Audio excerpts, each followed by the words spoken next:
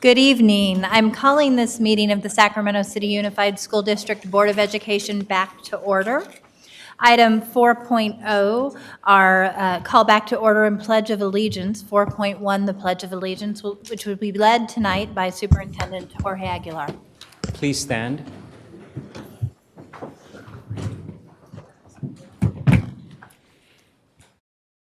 Salute. I pledge allegiance To the flag of the United States of America and to the republic for which it stands, one nation, under God, indivisible, with liberty and justice for all.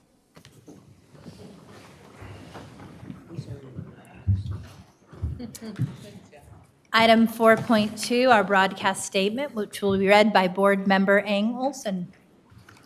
This meeting of the Sacramento City School Board is being recorded in its entirety and will be cablecast on Metro Cable 14, the local government affairs channel on Comcast Consolidated Communications and AT&T Uverse.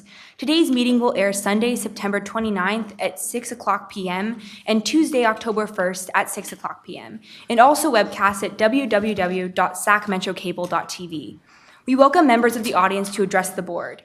Please complete a speaker form located in the back of the community room and give them to our communications representative along with any handouts you may have for the board prior to the conclusion of the item's presentation. Please speak into the microphone when addressing the board and state your name for the record. Please limit comments during public comment to items that are not on the agenda.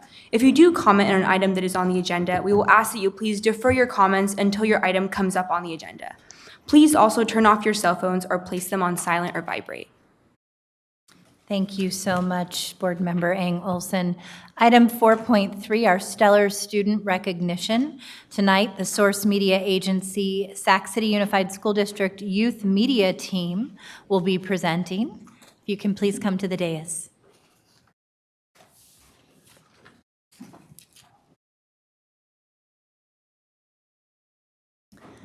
And we're very proud to have Board Member Ang Olson presenting you with a certificate for all of your hard work this evening.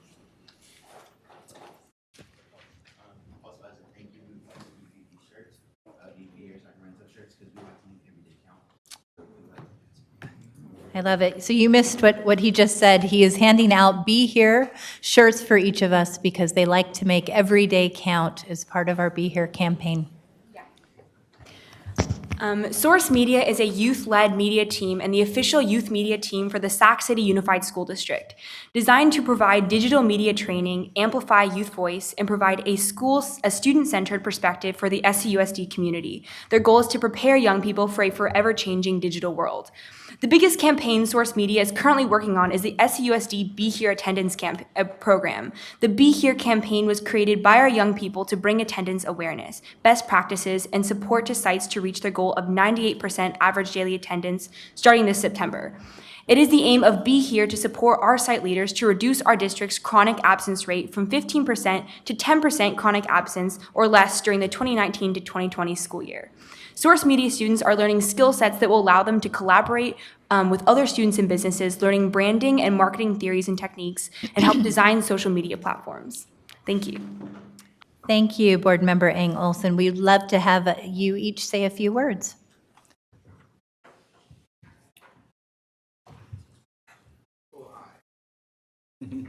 We're glad that we have your support. That's one thing. Another thing is that we see you and you see us, and that's what we are grateful for. Oh, thank you. Beautifully said. What's your name? And school. What school are you and what grade? Oh, my name is Jalen Washington. I'm coming from John F. Kennedy High School. Go JFK. Hi, I'm Dominique, and I'm thankful to be here with Be Here and also being a part of Be Here itself.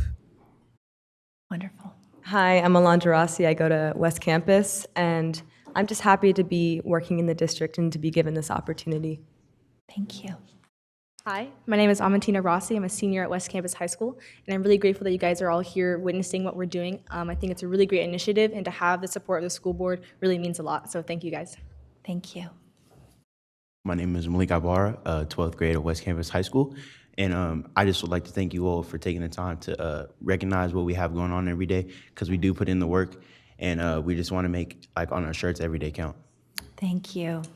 We are so grateful to have you as ground warriors doing this difficult work with other students throughout the district. And I think we have a comment from Board Member Wu. Thank you, President Ryan. So Kennedy is my high school, as well as SCS, and I am really proud. But more importantly, I am glad that you are leading the groundwork to be in school. So thank you very much. So we're going to stand and give you a round of applause, and Board Member Ang Olson is going to come down and present you with the certificate and take a couple pictures. Thank you so much. Congratulations.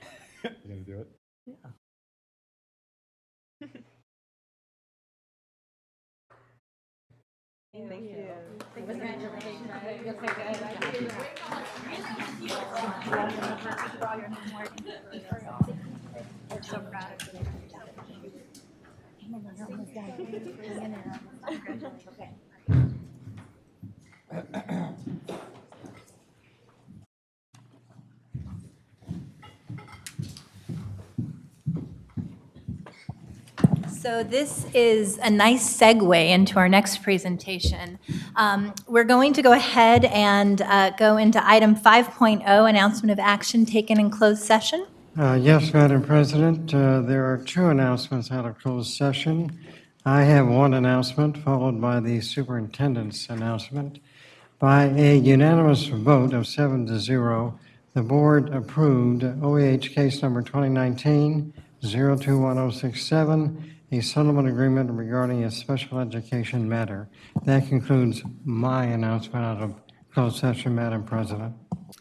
Thank you. Are we doing the principal now? Yes. Okay, Superintendent Aguilar, we also have an announcement on a principal placement. Thank you, President Ryan. I'm very pleased to announce this evening that the board, by unanimous vote of 7-0, approved the appointment of Michelle Hansen as principal of Phoebe Hearst Elementary School. Congratulations, Ms. Hansen. Item 6.0, agenda adoption. Do we have a motion? I'll move it. Do we have a second? Student preferential vote? All those in favor? Aye. The motion carries. Item 7.1, a special presentation. When I said that this was an appropriate segue, the Be Here campaign committed to ensuring that we are ending chronic absenteeism and making it easier for students to get to school is possible when there is transportation to get to school. So this evening, we're going to have an opportunity to hear about the Ride-Free RT, which has been spearheaded by Councilmember Jay Chenier in an effort to remove the barrier of transportation to and from school and activities that we know support student success day in, day out. And so I'd like to invite Elliot Lopez, Jay Chenier, Henry Lee to the podium to present on this item.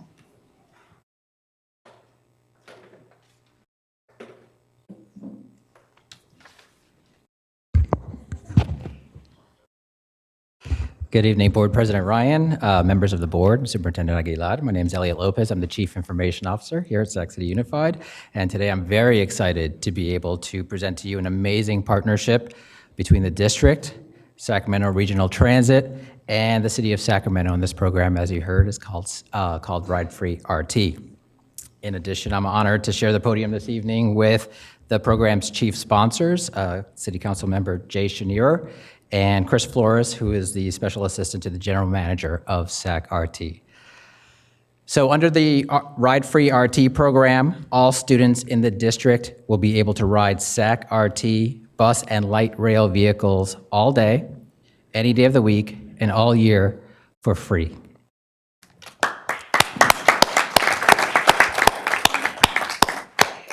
As you know, approximately 70% of our students are socioeconomically disadvantaged, and over 16% of our students were chronically absent last year. We believe that ride-free RT will encourage school attendance by reducing some of the economic and logistical barriers experienced by many of our families every single day. In addition, the program will allow our students to attend after-school activities, internships, and jobs, to access municipal resources, and to participate in the culture and the diversity of our city. Ride Free RT launches officially on October 1st and is set to run for 1 year through September 30th of 2020. Board members are invited to attend a special launch event at CK McClatchy on October 1 that takes place at 10 a.m. And so now at this time, I'd like to invite City Council Member Chenier and Mr. Flores to share their comments. Thank you.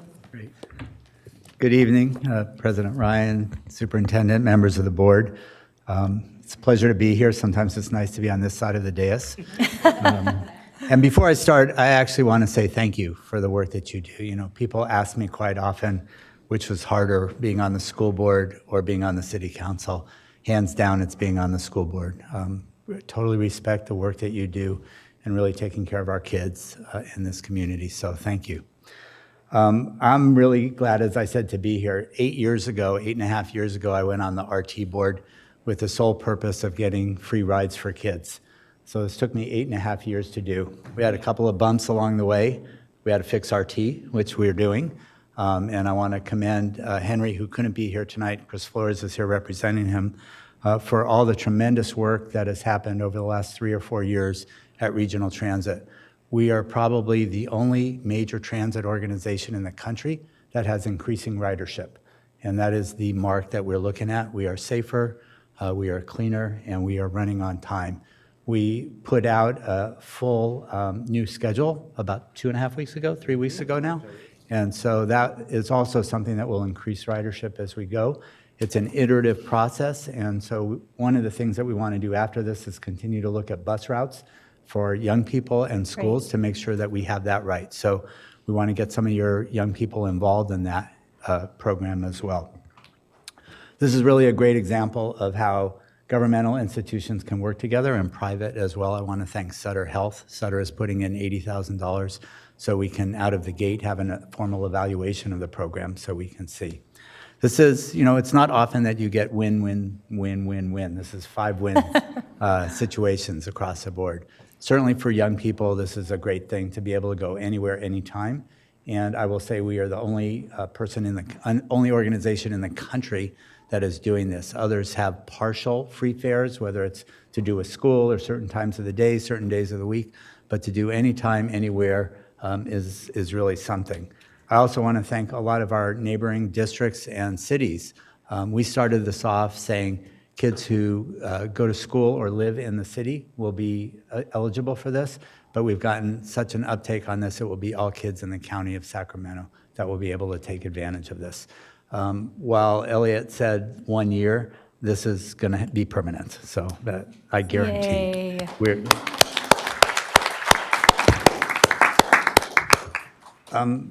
We have a lot of people to thank because while in my mind this was really easy, just let kids ride for free, the logistics of this are pretty amazing. We will have stickers like this that will go on every student ID. And I want to thank the library system because we have a lot of charter schools and private schools. We wanted to make sure that we cover those young people as well so they can go to one of 22 libraries and get their stickers as well. But you all have been amazing. I want to thank from my staff, Allison, Joe, and Claudia, Jason. Claudia, and oh, they're both here. If we want to talk about, you know, incredibly smart, powerful folks who are able to get something done, they have been working with all of the districts around the county to make sure this works. And again, the logistics on this have been pretty daunting. I also want to give a special thank you to Elliot, who I am told has been great in working with this. So if we can give him a round of applause as well, that would be great. And then I want to thank certainly Regional Transit, who we have Henry Lee, Chris Flores, Jessica Gonzalez, Jamie Alderman, Brent Bernegger, Casey Courtwright. If RT didn't want to do this, they could have put up bureaucratic roadblocks that would have made sure we never got anywhere. But they have taken to this wholeheartedly, as with a number of other initiatives. I'll be flying back actually to New York in a week and a half here to watch Henry Lee get a Management of the Year award from APTA, the transportation agency for the country. That would have been inconceivable 3 or 4 years ago for where we were as an organization. We are excited, again, for our young people getting anywhere they want, whenever they want to get to it. So that's great, and we'll follow up and make sure we're doing the routes correctly.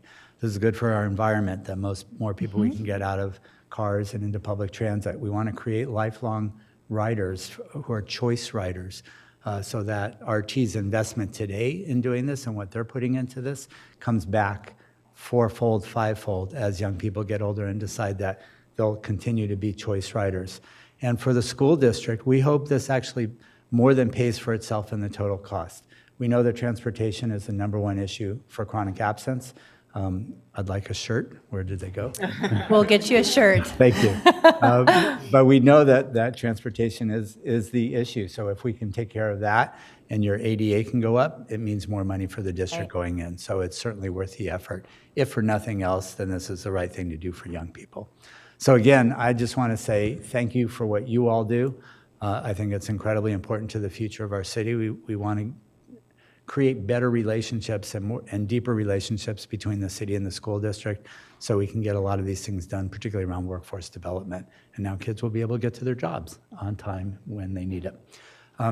So with that, I want to introduce Chris Flores, who works with RT and is representing Henry Lee here tonight.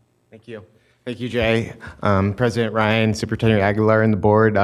I'm here on behalf of Henry. He's apologetic that he can't be here tonight as he has the prior engagement, but he can't be more ecstatic about this program and the partnership we've formed here. Getting students to school, to internships, and breaking down those barriers for transportation that they're facing. It's going to be a huge for our community. And so I hope, I would like to offer all of you guys to join us on October 1st at a press conference at McClatchy High School at 10 a.m. where we're going to make this announcement. Further, I also brought some swag that I thought you guys might be. I'll leave in the back of the room that is helpful kind of just to navigate the system. Our new website, we worked with students from the Summer at City Hall Youth Program to help design the website and look at it for us. So we're very excited about this program. I know when I talk to a lot of my peers, they about why they don't use transit, they say they don't know how to use it. And I think investing at a young age and creating these habits and behaviors is really going to help create riders for life. And so we're very excited about this program, and we are determined to make it permanent as well. So I really appreciate your time. I wanted to add one more thing. So Ellen Wong, if you're listening here, we would like Olivia to join us at the press conference on Tuesday. So hopefully if she can get a note to get out of class, that would be great. Wonderful. Thank you, Councilmember Chenier. I have to tell you, one of the things that we quite often hear from our schools, in particular our schools that are struggling with resources, is that they don't have an opportunity to access field trips in the same way our more well-resourced schools do as a result of PTSOs and PTAs raising funding. And so one of the things that they have consistently said since the announcement of Ride Free RT is this is a lifeline to our most impoverished schools, being able to create field trip opportunities for students by being able to utilize our bus system to take students throughout the district to, Sutter and other wonderful landmarks that allow them to have a unique educational experience. So thank you. We're very grateful for that. Great. And I think we have, do we have any public comments on this item?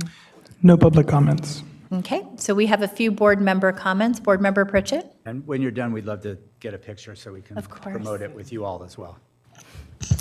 I just wanted to thank you for your work on this. I know it means so much to our youth, and I know you had mentioned about work, and so many of our young students, high school students, are unable to get employment because they don't have a way to get there after school. So I'm glad that you guys really incorporated that to make it like not just to and from school, but all the time. It means a lot. And I know you had said, just one request, because I know you had said that you're looking at putting at 22 libraries and that's where they can pick them up. Have you thought about maybe putting them at the school libraries? Well, they're at the schools. Yeah. Oh, they're at the schools. Okay, I might have missed that part. No, the challenge for us, the districts have been great to work with, and doing that at scale is great. But for one-off schools, private schools, things like that, we want to make sure those young people are covered as well. And so Absolutely. that's where they can go to the libraries when the school doesn't really have the faculties to do that. Fantastic. And so the libraries will be handing out this card. The sticker is something that the school districts will, and then they'll attach to their student ID, and it's got fraud prevention on it and so forth. So We can pretend you're all young people. We'll give you. And as a school district superintendent, can you tell me if the school district, how we are trying to put out the message that they can pick these up from the schools, or is it kind of just the plan of each, Elliot, maybe you can answer the question? Absolutely, sure. Or is it just kind of just like we send them to schools and they make up their own plan? And No. how can we help get the word out? We've been working very closely with every school in the district. We've already distributed over 14,000 of these stickers in anticipation of the launch of the program on October 1st. Every school is a little bit different. The stickers are going to be applied to the photo ID badges that every student in the district receives. The schedule around that is variable, and so that's where the working with individual schools comes in.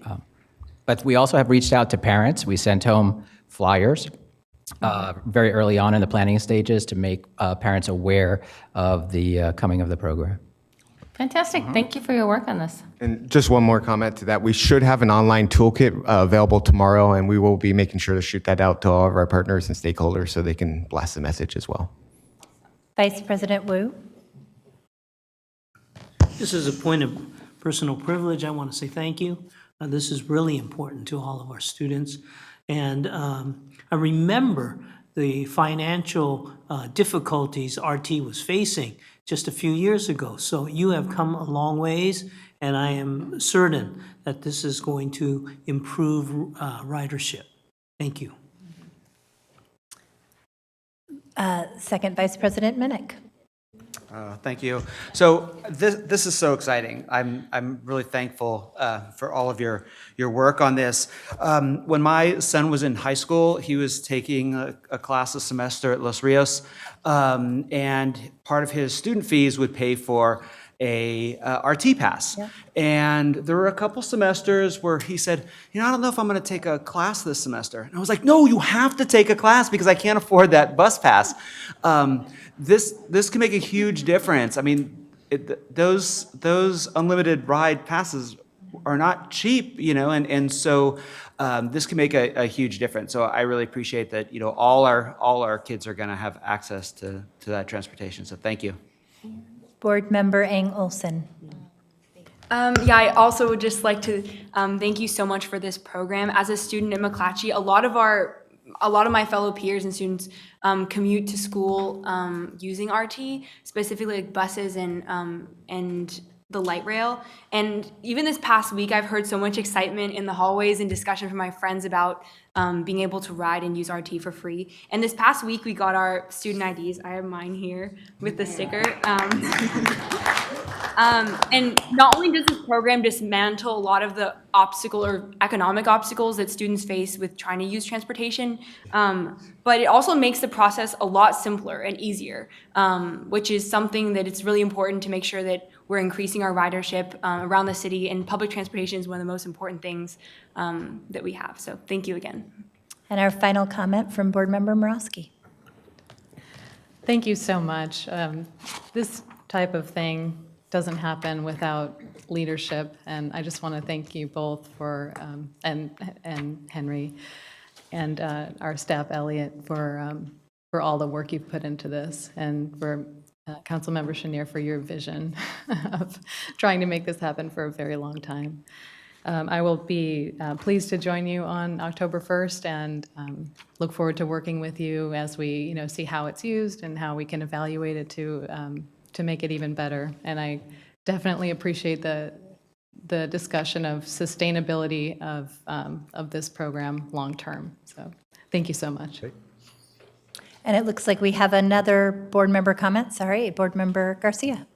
Yes, thank you. So I just want to thank you for all your hard work over the years and your commitment and your persistence to not give up and offering this tremendous opportunity to all our kids. I have been the parent who has although my kids may have an opportunity for a field trip, they can't go unless they go on light rail, and a lot of our PTA money goes to maybe purchasing those light rail tickets for the entire classrooms.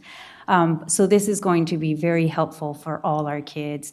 As someone who grew up riding public transportation because for lack of resources, public transportation also gave me the opportunity to explore many areas outside of my neighborhood, outside of my city, being able to access beaches, et cetera. So thank you for giving all our students those opportunities to explore outside of their immediate neighborhood. But moving forward, I would like for us to explore, because I do hope that this is a permanent program, ways to affix the RT pass on the IDs right out of the gate, so that students don't have to make that extra step to the library, or parents don't have to make sure that their TK student has that sticker. If there's a way that we can embed it on there, just moving forward. But I look forward to hearing all the success of this program. So thank you. Yeah, actually, what we hope to do is move to a Connect card for all kids, so Right. we have technology. This is like ancient technology, and I apologize for that. I apologize to your student, but we're going to use stickers this year, and we'll do a lot better next year. Thank you. Superintendent Aguilar. Thank you, President Ryan. I just want to recognize your efforts around this initiative. My seventh graders came home with their ID and the sticker already as well. But I just think of this as a reminder of the power of city-school district partnership, and we haven't had enough of those, and I hope that our staff under Elliot's leadership and everyone else that supported this initiative demonstrates our willingness to cooperate and collaborate on this and many other initiatives. So let's treat this as a test case, and we're ready, and let's keep doing more work together. We'll treat this as a success and move on from there. Thank you so much, Councilmember Chenier, and to everyone else, Claudia, Allison, you have been incredible warriors doing this work behind the scenes. We are very excited by this opportunity. Great. If we could do a picture, that would be great. We'll get a little more.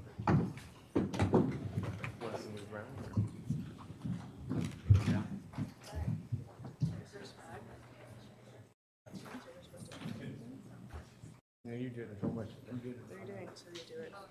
Oh, Front of the screen. Yeah. Oh, thank you. Once you stand up.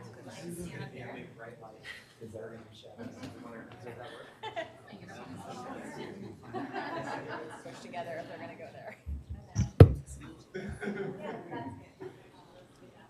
Yeah, we have flyers and cards. Here, these are nice. These are. Maybe a couple of these. Hand them out.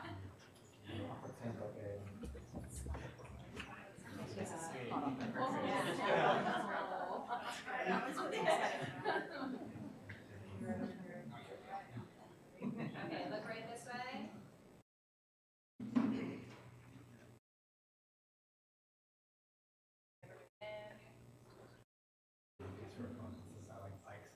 I like public transit. You gotta get the stickers done. That's good. Thank you. We'll work on this.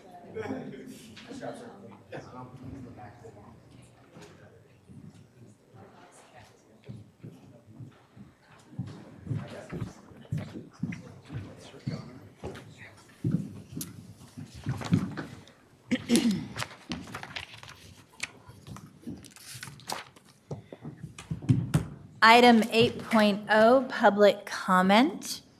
Do we have any public comments this evening? Yes, President Ryan, we have a total of 17 public comments. They range from various topics, from school safety to transportation, Black Parallel School Board lawsuit, and 8 general comments. I'll call up the first 5. When you hear your name called, please line up in order, and then we'll call up the next 5. Thank you, Mr. Barrios. Each public commenter has 2 minutes with no more than 15 minutes per single topic. Brandon Muskoff, followed by Mike Sullivan, Mr. Samaniego, Ron McKenna, Diana McKenna, and Pam Woodworth. Great. Thank you. Please.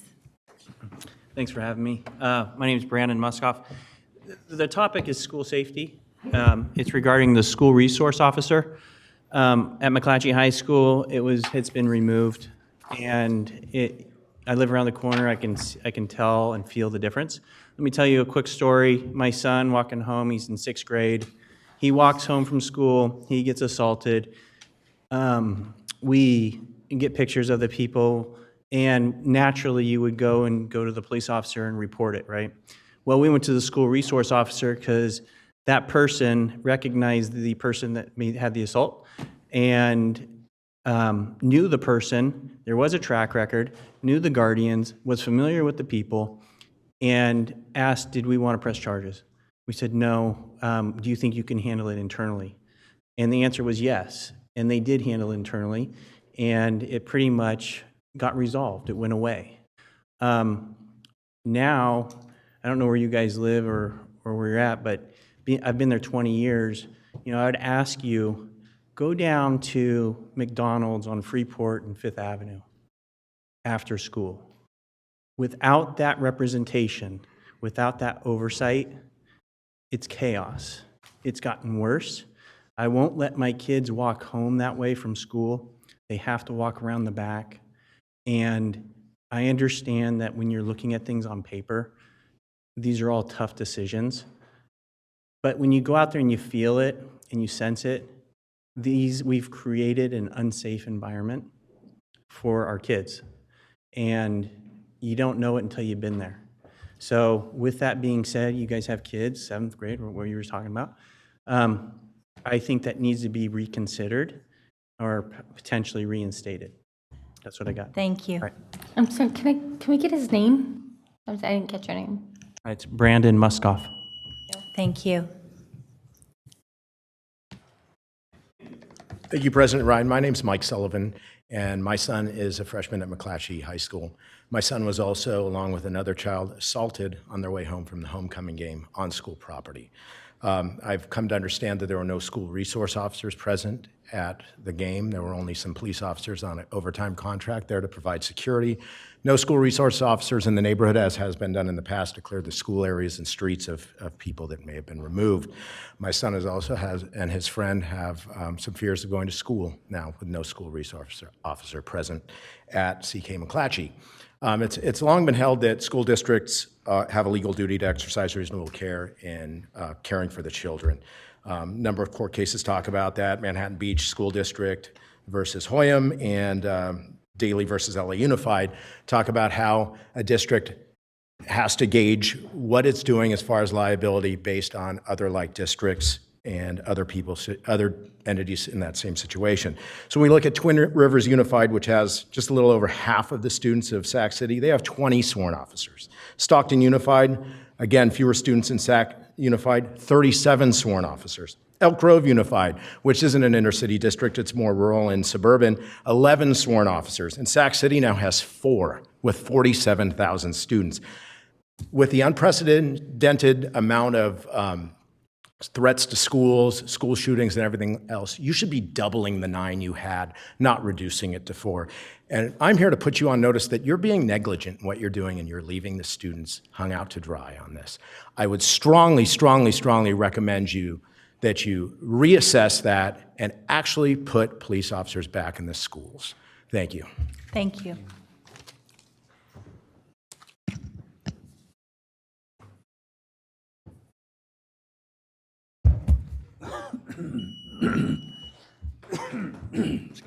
Excuse me. My name is Ron McKenna. My family home is on Meta Circle, and our backyard is directly adjacent to the parcel of land where you relocated the district transportation facility. The sound wall that you constructed is approximately 18 feet from my bedroom door. For information purposes, I spoke to you on September 5th and requested the carbon monoxide detectors be placed in our backyards so that we could measure the emissions of the 100 school buses that start up and idle in proximity to our property. As of this minute, I have heard no response from the school board. For information purposes, carbon monoxide is colorless, odorless gas that kills without warning. Best method for detection is carbon monoxide detectors. I would like to read you 3 statements taken from the schools, from a letter to the school district dated March 7, 2018, from EPS, Environmental Permitting Specialists, in their evaluation of carbon monoxide emissions from the school buses idling from the new transportation facility on pages 2 and 3. Carbon monoxide emissions during idling can potentially impact nearby homes that would occur at the new transportation facility in the surrounding homes. There were 2 emission tests. The 1-hour carbon monoxide concentration says the highest concentration impact occurs south of the new transportation facility. The 8-hour test says the highest concentration impact occurs south of the new transportation facility. I attended a meeting last week with our neighbors, district staff, Board Member Garcia, Alejandro Cabrera. The district administrators would not discuss emissions. Their reasoning behind that is the district is in compliance and therefore is no mitigation and nothing to discuss. That further deepens my fears. Thank you, sir. As before, I'm asking for carbon monoxide detectors and diesel particulate meters for our backyards. Thank you very much. And if you have written comments that you want to submit, please, you can take them over to Nathaniel and he'll get them to us. I can't understand. Oh, if you'd like to submit your written comments, Nathaniel will take them. Thank you so much. Yes, thank you.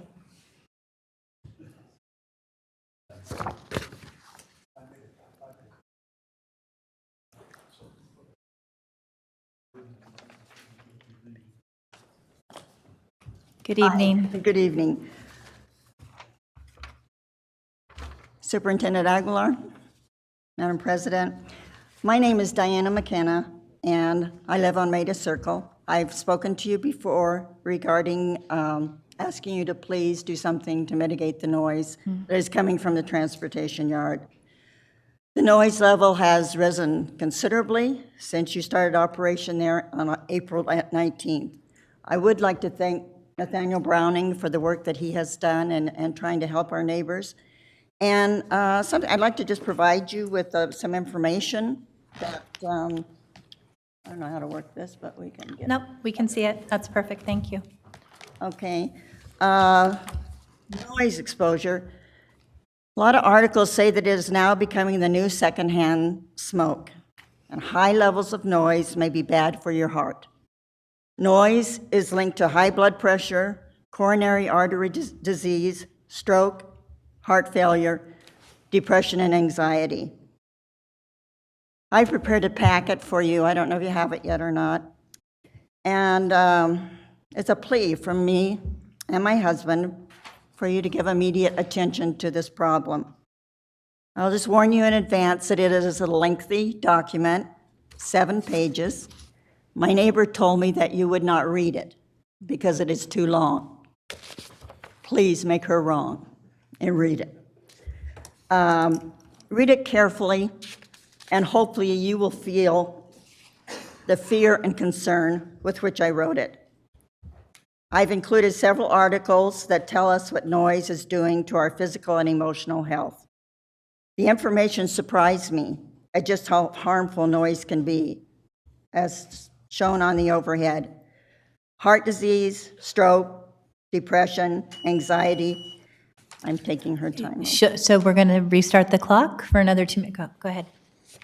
Since both my husband and I suffer with heart issues, this news is very alarming to both of us. All this information is ready available with a few strokes on your keyboard. And yet, you still approved the placing of this health hazard in our backyards, 18 feet from our bedroom door. I ask you to please read the plea carefully, and it's so difficult to explain to you the frustration that we feel in this 2 minutes that you have allotted to us. I had someone just recently tell me, and she may talk about it earlier, that this beeping, I'm sure you've all been in a hospital before, and when the signal alarms go off, that beep, beep, beep, and you're ringing for a nurse or somebody to come and stop that alarm, that's just what these buses sound like, in unison, several of them. I was gonna bring my phone up and play it during my whole presentation just to show you what it sounds like. But I've invited Board Member Garcia to come over. I've responded to you, Madam President. I've not received calls from anybody. Nathaniel Browning did come to our house, spent some time listening to the noise, so he knows. I invited someone at the meeting the other night to come and listen to it and was told, oh, I know exactly what you're hearing. I would have sold my house by now. But not all of us have that option. So please, please, do what you can to take action on this as soon as possible. Thank you very much.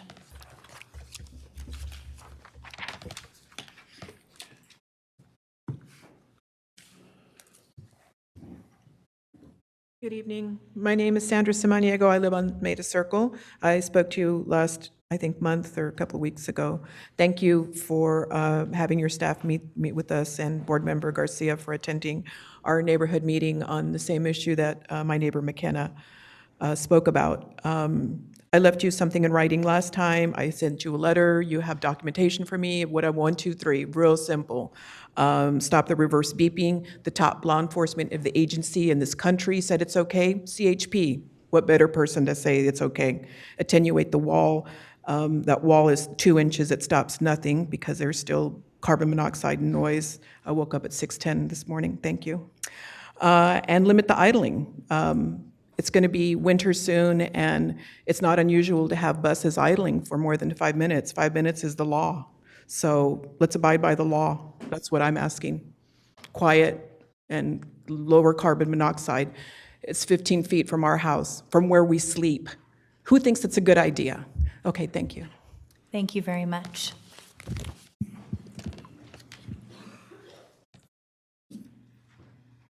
Hold on one second. Can we please reset the clock? Hi, my name is Pam Woodworth, and I'm here to support the residents of Maida Circle whose homes back up to the transportation facilities where the buses are kept. And first of all, I'd like to speak to the wall that was constructed. It is it's an eyesore. It's not something that I would want constructed in my backyard to look at when I'm outside, gardening or drinking coffee in the morning. And I'm sure you wouldn't want it in your backyard either. These people had their residences there before the wall was constructed. The second is the fumes. To be a visitor in the home, maybe the resident doesn't smell it because they're exposed to it all day long, but you do smell them. You smell the fumes. And lastly is the noise. It's intermittent and constant intermittent. It's very annoying and kind of grates on your nerves, and you wouldn't want to hear it when you were outside or inside even. So I urge you to listen to their complaints and to assist them with getting resolutions to their issues. Thanks. Thank you. I know that Nathaniel Browning has been working with you and that there was a community meeting recently, but I would like to come out and see firsthand the challenges you're dealing with, so I'm committing to that as well. Do we have any other public comments? Our next 3 speakers are from Sacramento City Teachers Association, followed by representatives from Black Pillar School Board. If you can come up when you hear your name called. David Fisher, followed by Nikki Malevsky, Cindy Stewart, Sarah Williams Kingsley, Renee Webster Hawkins, and Kenya Martinez.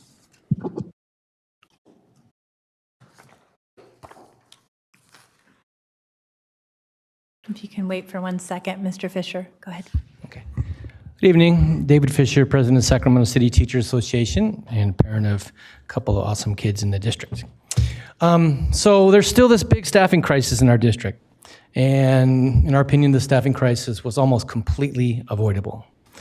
We think Sac City is maybe the only district that we are aware of in the entire state that initiated massive layoffs in the midst of a national teacher shortage.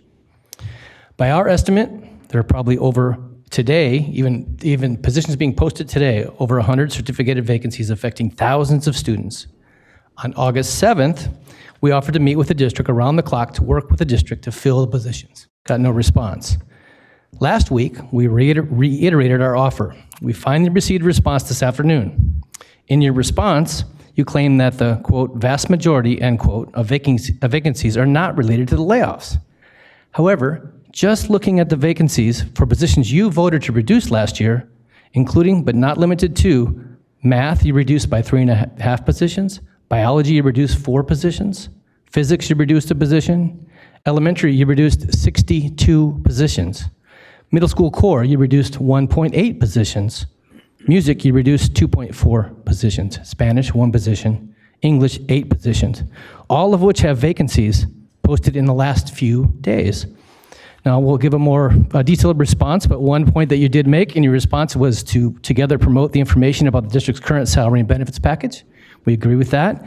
We were dismayed that it took to almost mid-August to post a new salary schedule while you were out recruiting, but it's up there now. That's a positive development. As leaders of the district, you consistently state that equity, access, and social justice is the guiding principle. So doesn't that begin with doing everything possible, including working with us to ensure that every Sac City student, regardless of what school they attend and who their parents are, has a fully credentialed teacher in the classroom? Our community is watching. Thank you. Thank you, Mr. Fisher. If we can reset the clock, thank I you. need the document camera for to show your budget documents to the public here.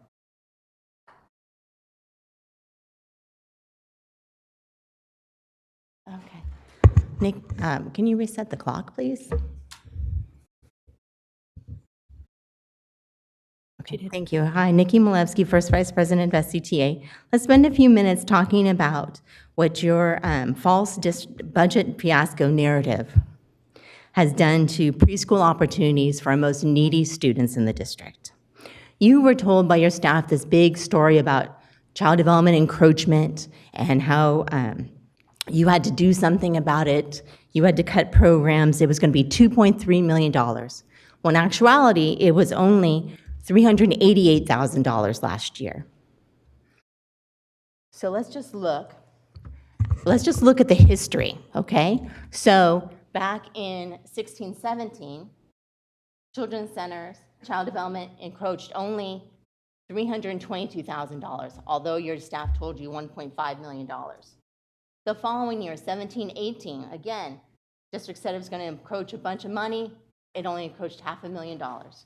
But for some reason, last year, your staff tells you it's going to encroach $2.3 million. And you took your staff at that word, and you gutted the child development program. But in reality, it only encroached $388,000. And you had $25 million in grant funds for the Child Development Fund 12, and yet you only spent $22 million of that, leaving $2.7 million of child development grant money on the table while you gutted the program. And meanwhile, your staff was telling you this, that you were going to encroach all this money, but they hadn't actually spent any of that money. As of May, none of the general fund money had been spent on child development. Come to find out, the superintendent had already cut a deal with SETA. On January 31st. Are you taking an additional 2 minutes? Okay, if you can please restart the clock. On January 31st, Superintendent Jorge Aguilar had already cut a deal with SETA to cut nearly 600 slots and money and give them back to SETA. Months before the committee, the Public Policy Committee that's supposed to be involved in that grant decision, before they even heard anything about it, you believed the staff, you reduced the program, you laid off a bunch of teachers and classified. The Child Development Policy Committee believed staff too. They voted to approve the grant. But the vast majority of those slots that you cut, that you told the policy committee would stay in our area and available to our kids, most of those went to San Juan, and those are serving San Juan kids, not our kids here in Sac City. So last year, you had $25 million in grant funding. Look at what the grant funding is for child development this year, $14 million. That's $11 million less than you had last year, and you gutted the program in half. Those were very bad decisions, significantly impacted our students in a very negative manner, cut programs that we know research tells us is very successful in closing the achievement gap, making a significant difference for our children, and yet you cut it in half. This is unacceptable. Thank you, Ms. Milevsky. Do we have any additional public comments? Yes, we do. Sarah Williams Kingsley, followed by Renee Webster Hawkins and Kenya Martinez. Good evening. I'm Sarah Williams Kingsley. I'm the Secretary of the Community Advisory Committee for Special Education in the district, and Renee Webster Hawkins and Kenya Martinez are at Back to School Night. So I'm using their time and delivering this message from the Community Advisory Committee. We voted on it as an executive group, and it's a message about the Black Parallel School Board lawsuit regarding, well, a whole bunch of things. The Community Advisory Committee is mandated by state law, whose general purpose is to recommend priorities to our special education local plan area, the SELPA, provide support to families, provide awareness of various education options, and support our community and individuals with exceptional needs. Our volunteer executive members, including myself, Kenya Martinez, Renee Webster Hawkins, Al Santana, and Rose McAuliffe, have advocated on behalf of individual families, collaborated with staff, and demanded change for students with disabilities at board meetings and other public forums. The Community Advisory Committee understands the issues raised in the Black Parallel School Board lawsuit. Past and present CAC members have worked for years to improve outcomes for all students with disabilities, including Black and Brown students. Our executive committee members have periodically brought to the district's attention ineffective services to students with disabilities, including discriminatory practices specifically against Black and Brown students. We are not a part of the lawsuit, nor was our committee consulted by the organizational or individual plaintiffs or attorneys who filed the lawsuit. Even so, we agree with the systematic allegations detailed in the complaint. We believe the lawsuit only addresses a fraction of the ways this district has failed to serve students with disabilities. And our members have reported these failures, which led to documentation in the Council of Great City Schools 2017 audit. Our leaders have collaborated with the district to develop a theory of action driving recommendations to improve outcomes for all students with disabilities. Our members have shown a public spotlight on problems in the teacher's contract, which led to the elimination of provisions in SETA's collective bargaining agreement that discriminated against students with disabilities.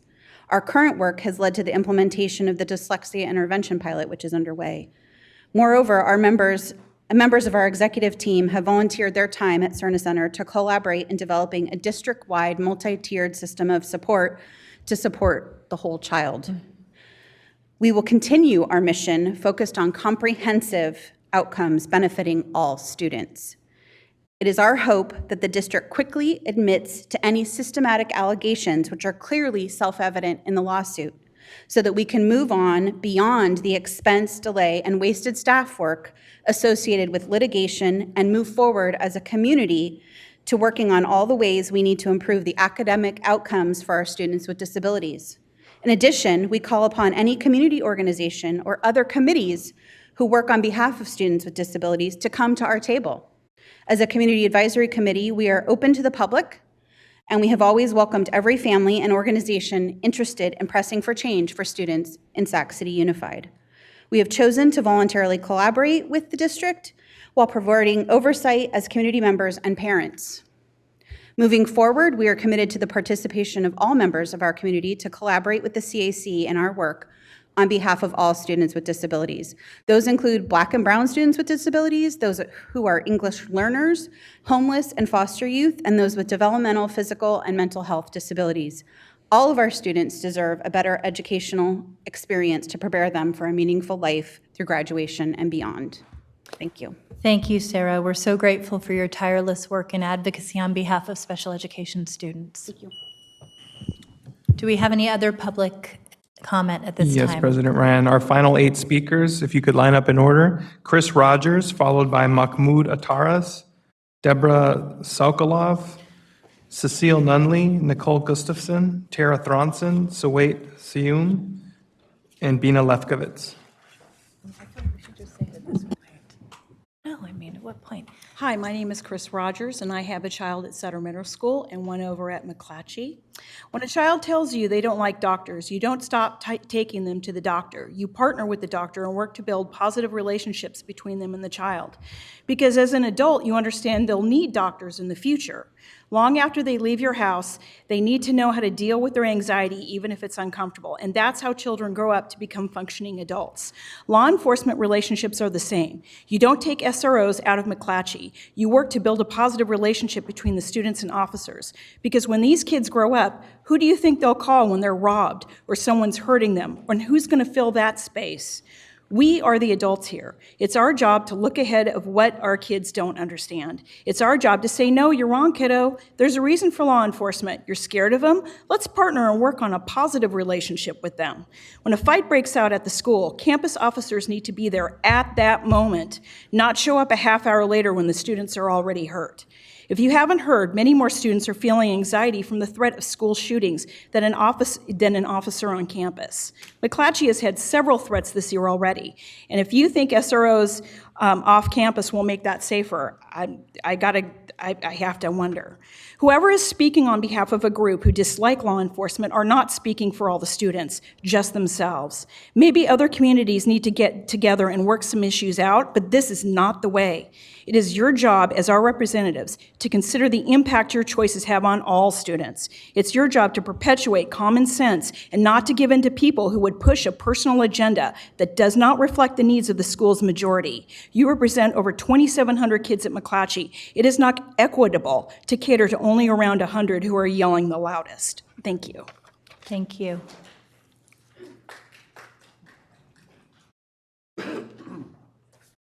Hello, sir. Hello. My name is Mahmoud Ataris. My daughter was enrolled at Caleb Greenwood this year, but I would like to tell you that the school district has failed her 6-year-old daughter. She asked me why they kicked her out of her first grade class. I had to tell her because I signed a waiver that allows you to bus her somewhere else. So the school we live 2 blocks away from, we were informed officially on welcoming night that she will no longer be there within 2 days. And she used to come to ride a bus for 1 hour and 50 minutes to a school that's more than 9 miles away. And they expect me to say okay. And the return, they hadn't figured out when she'd return, so they would let me know. So when I made a fuss, they're wondering, why don't you just let her try the school?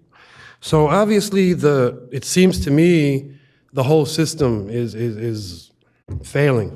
And I didn't know about the teachers, but it's obviously, it's a bigger problem that we're going to fix here. But you guys got to do better. Really, I'm surprised. I'm really shocked that someone could tell me a 6-year-old can ride a bus for almost 2 hours, and then you want them to go learn something after that. I can't drive 2 hours and go to work and do something. Thank you. So a few more things. The ombudsman I was told to talk to never called me back.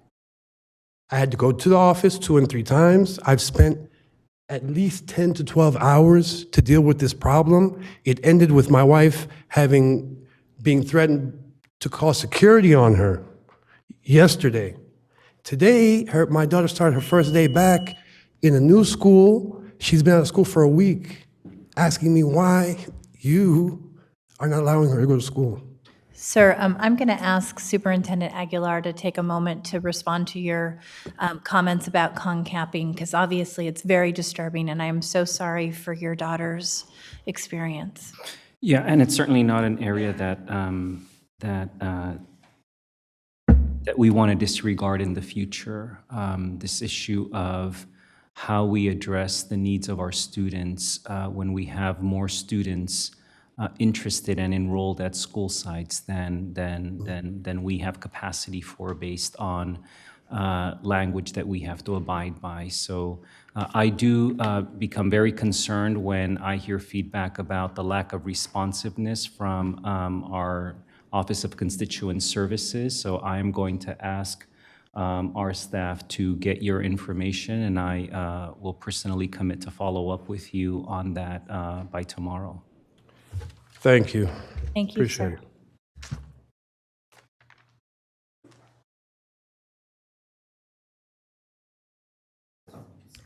Good evening, board members, and I think I'll only be coming up 3 times tonight, so it'll be cut short. I know.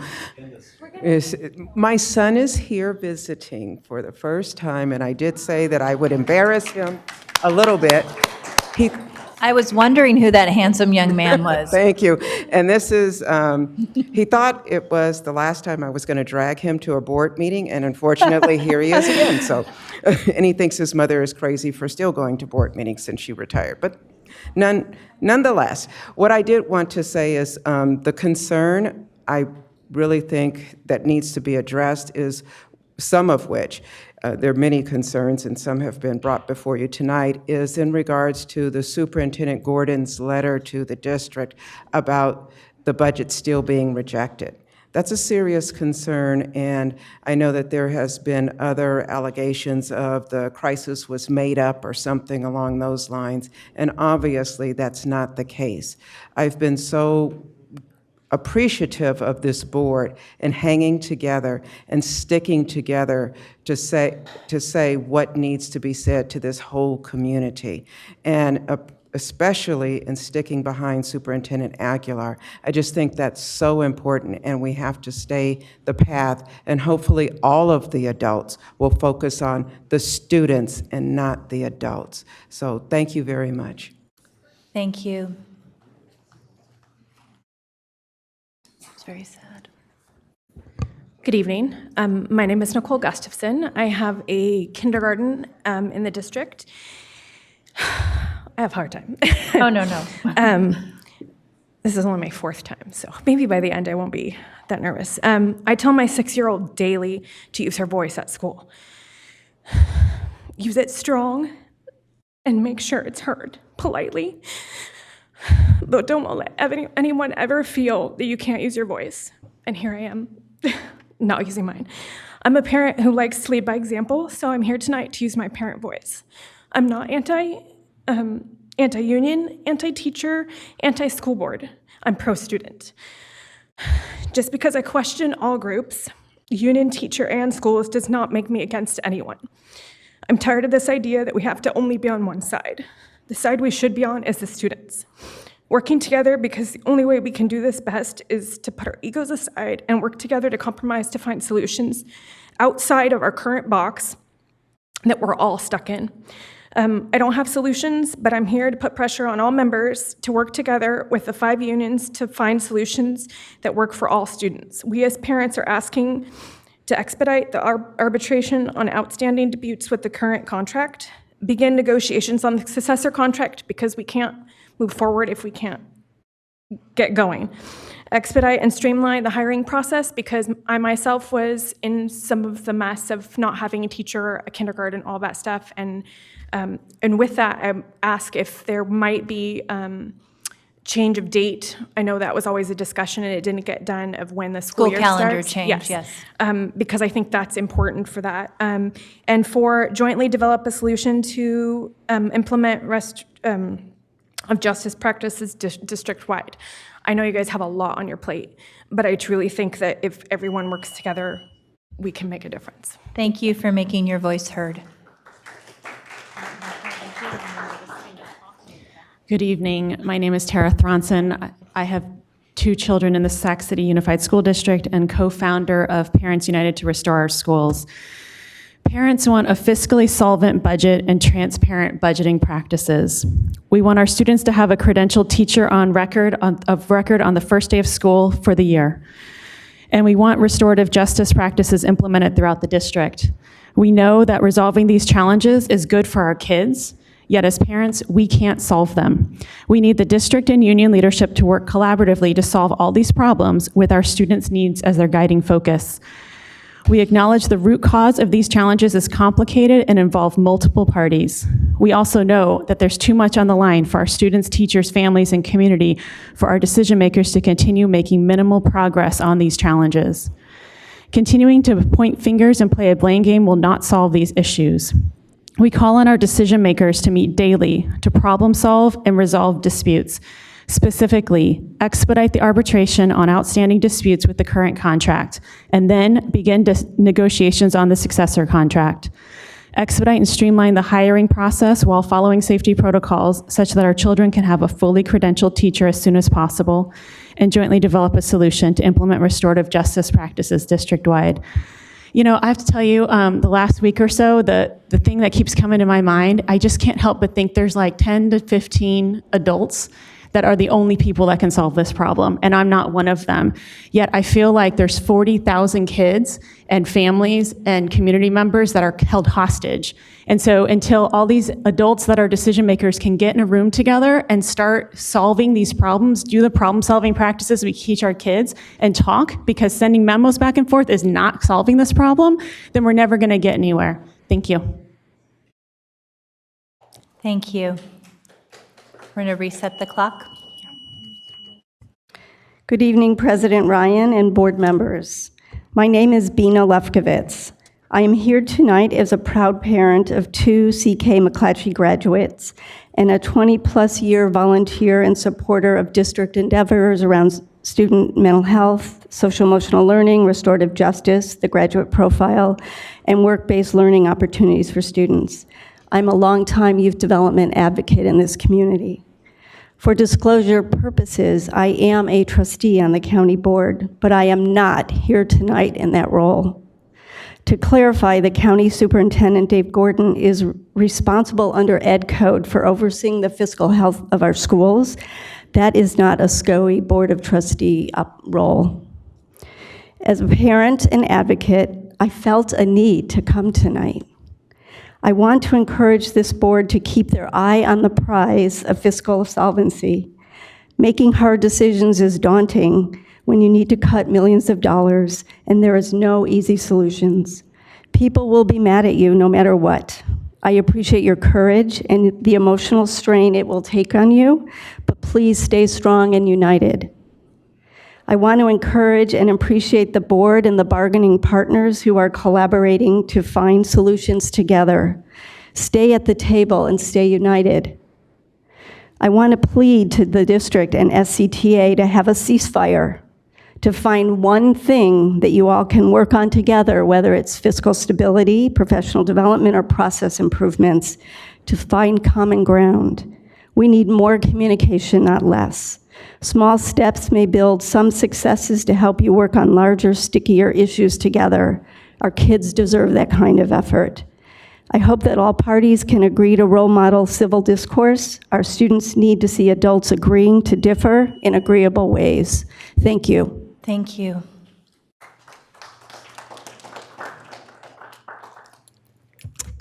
Hi, good evening, Board President and members. Sawait Sium, I am a parent of 2 kids that are in the district. Also helped to found Parents United to Restore Our Schools. I am here today, and we've been coming to these meetings for quite some time, since last year.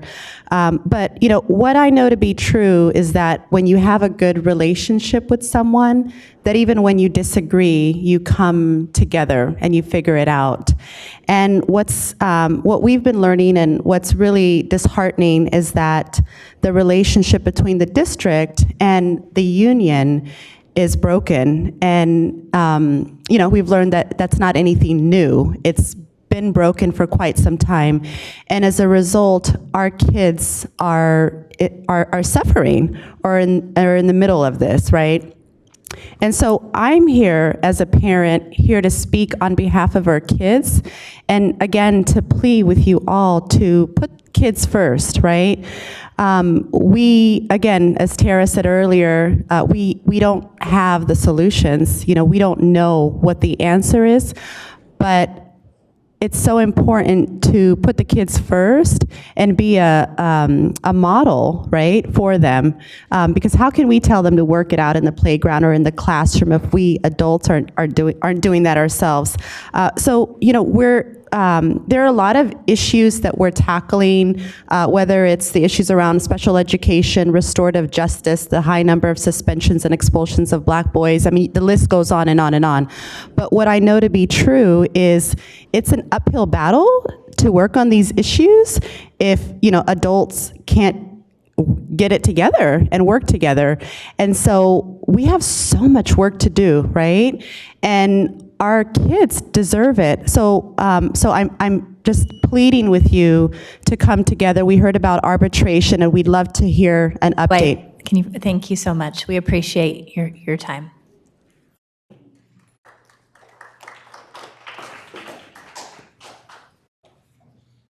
Thank you. Good afternoon. My name is Melissa Berrigan. I'm the mother of my daughter who attends Nicholas Elementary School, and I'm here to request that the morning ACES program be reinstated from the hours of 7:15 through 8:30. Their children. Nicholas, can you pull the microphone closer so we can hear you? Thank you. There's children on the campus unsupervised. Parents need to be at work at 8:30, 8 o'clock. We're asked not to leave our kids on campus, but we have no choice. We have parents that are getting docked at work, risk of losing their positions with their employer.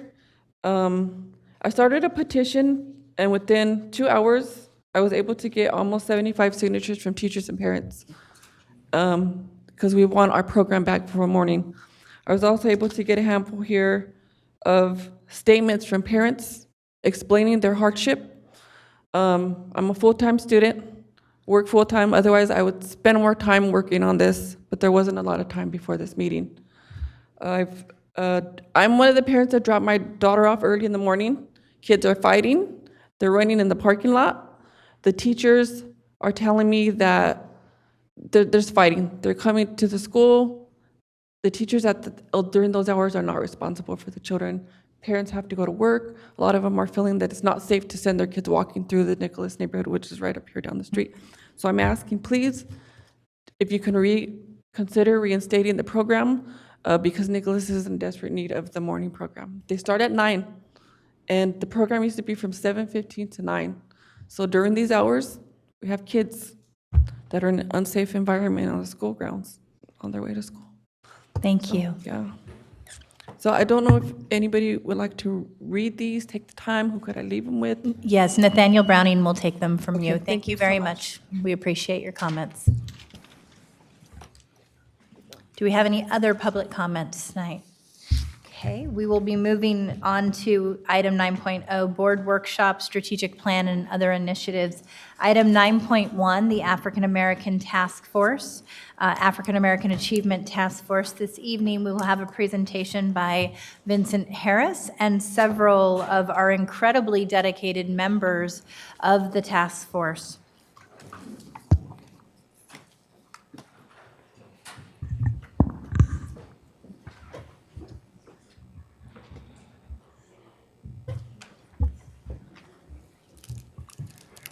Good evening, Board President Ryan, board members, and Superintendent Aguilar. My name is Vincent Harris, Chief of Continuous Improvement and Accountability here in the district. I'm joined tonight by members of the African American Achievement Task Force who are behind me. Many of them you'll recognize: Cecile Nunley, Julius Austin, and Cassandra Jennings. The way we'll do the presentation this evening is that I will present the PowerPoint, but all task force members will be available for questions and answers once we get through the information we'd like to share with you this evening. With that, I'll dive in.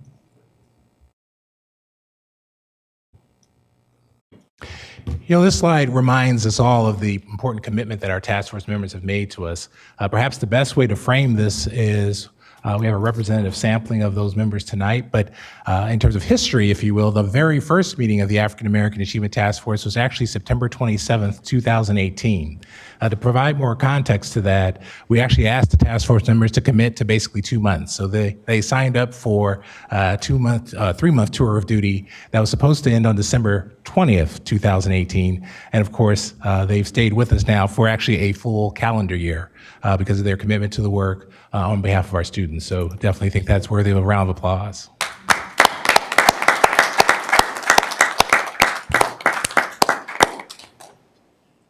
And thanks to their leadership and support of our system, they've been able to provide for us a full cadre of recommendations that we now have started working through in terms of testing the viability. All of it anchored around our guiding principle, which speaks to the purpose of our presentation this evening. And also, I'll give you a sense of the high-level implementation plan that we've already implemented, with also a lot of the work to come. In terms of the needs assessment, obviously, this presentation will not go through all the data points that led to the formation of the task force, but we think this slide creates a compelling case study for us as to why we have a sense of urgency in terms of the work of the task force and obviously the work of this board. Ultimately, we're focused on African American Student Achievement Task Force, but as you look across those areas that are red, we see the intersectionality that many of our community partners call out to us regularly, whether that's students with disabilities, foster youth, and other students, because obviously we know that any student being in the red is something that is unacceptable, and that's the work of the district to change those conditions immediately. If I were to summarize the work since the May 16th adoption of the task force recommendations, there are really 4 key themes that come to mind in terms of how I would say the work has progressed in the last 3 months.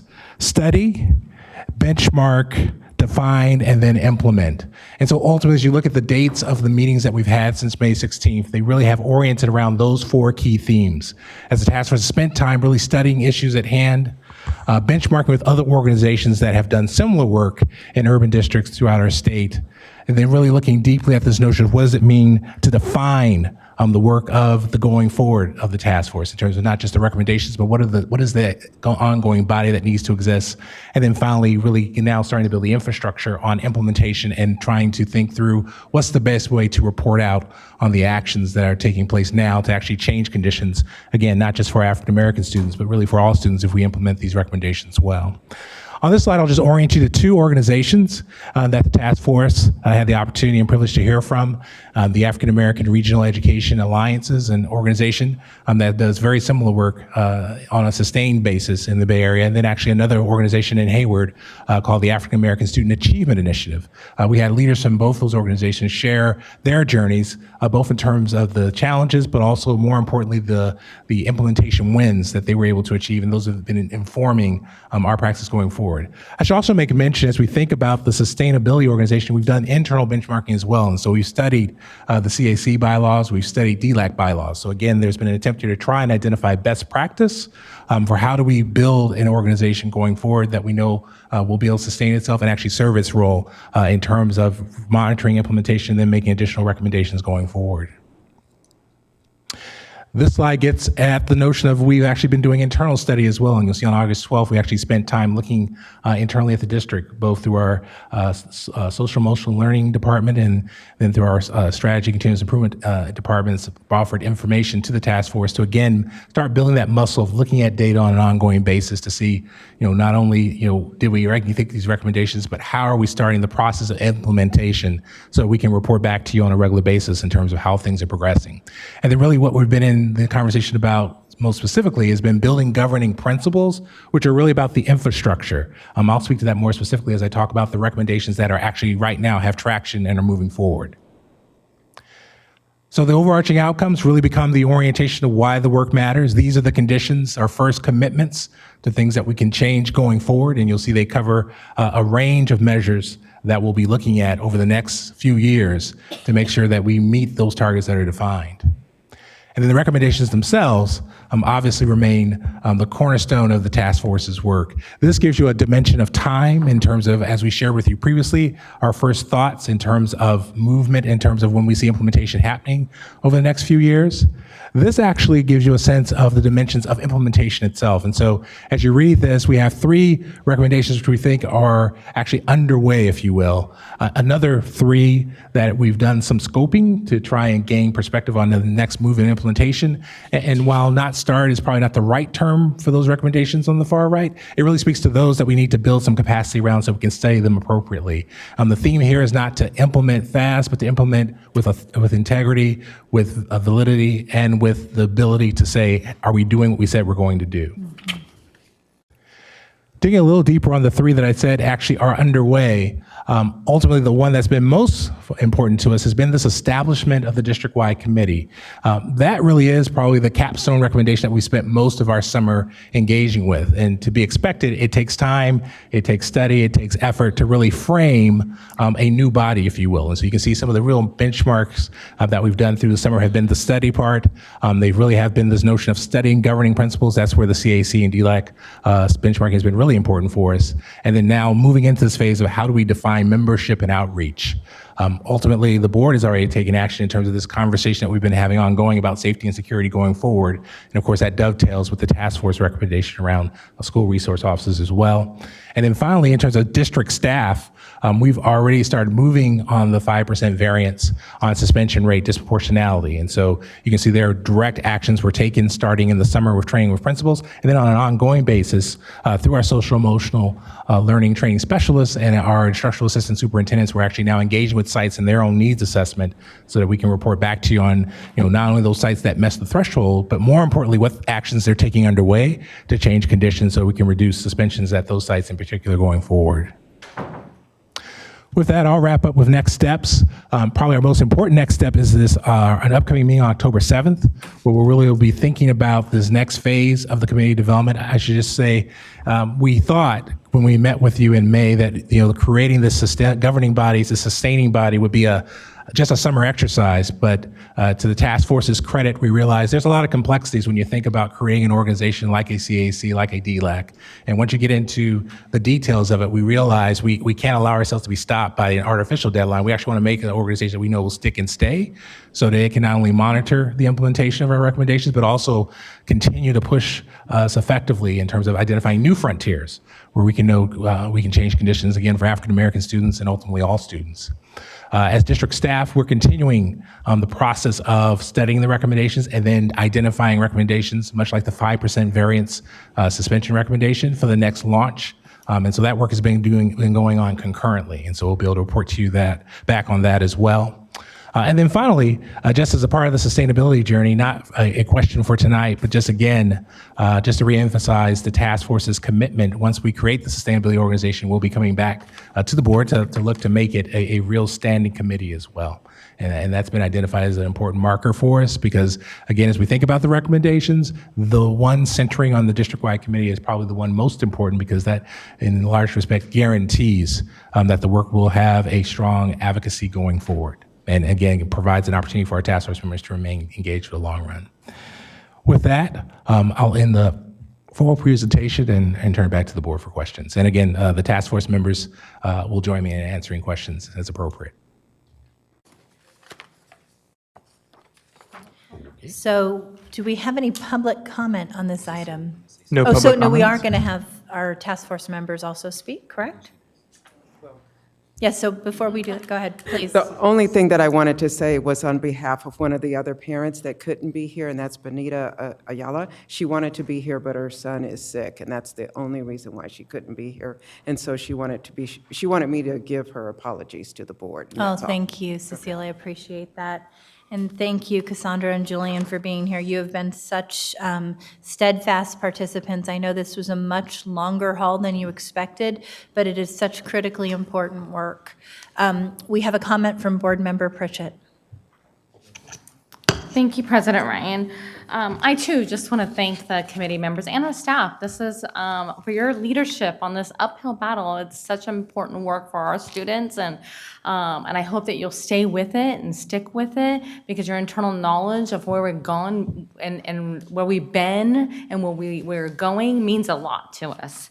I wanted to know, I have some questions and then I have some requests. In the meetings, who is leading the meetings? Actually, we've been fortunate through a grant from the Europe Foundation. Dr. Robin Fisher has been our official facilitator. Dr. William Ellerby, as you all know, has been a planning partner for the meetings as well. And then, of course, as needed, district staff has done some facilitation as well. So very similar to like the high school graduation task force we have. Okay. Yes. Fantastic. I'm glad to hear that.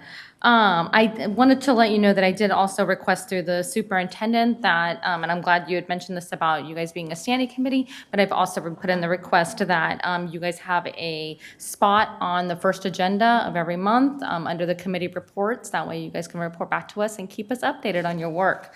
And then lastly, I also just one last request. I know you had mentioned about the school resource officers, and I want to make sure that the African American Task Force is invited and has a seat at the table during the hiring and community process of our safety officer. All right. That is it. Thank you for your work. Board Member Minnick. Thanks. So my original question was going to be about the Parent Caregiver Student Advisory Committee and the timeline for implementation. But now, after your continued comments, I just want to tell you how much I appreciate that you're taking your time to do this right. And not sticking to some arbitrary date, and that it's what I see is. Not only have you committed to far more time on this committee than you had originally agreed to, but you're really playing the long game in making sure that we do this right for our kids and their kids, and really changing the culture of our district and focusing on the needs of our students. So I just want to say that I appreciate that sometimes things don't move as fastly, sorry. Sure, I'm an educator. As quickly as we would like, but the ultimate outcome is going to be a lot greater because you're taking your time to make sure we do this correctly. So I appreciate the energy you're putting into it. Thank you. Board Member Vang. Thank you, President Ryan. First, I just wanted to take this time to thank the African American Task Force just for the incredible work that you're doing, and also demanding that, as a school district, we stay laser focused on improving the outcomes for our Black and African American students. I appreciate, and I know that we went through the recommendation implementation. I appreciate just the timeline on some of these recommendations and how long it's going to take. I know in the packet and last year when we spoke about the recommendation implementation, we had allocated $150,000 to really get started on some of these recommendations. And I didn't see how those dollars were allocated in this PowerPoint, and I'd be also interested to know how have we utilized those dollars, although I would also argue that $150,000 is not enough. Really, it's almost giving you just enough to fill, right? And so I would like to hear a little bit more about the $150,000, how we're spending that, and just some of the needs and gaps that we need to do as a board to support you in this work. So to your question, Board Member Vang, operationalizing the committee actually, to a large degree, is not super expensive at this point, and because we focused on that first, we really haven't gotten to a conversation yet on the $150,000. Your point's well taken, because of course, obviously, some of the other things we've thought about actually cost a lot more than $150,000. So we're still going to be wrestling with that to some degree. We are probably, as the transition team becomes solidified, we will come back to thinking about some short-term wins with $150,000, because it's enough for us to do some things, even as short some things as community meetings.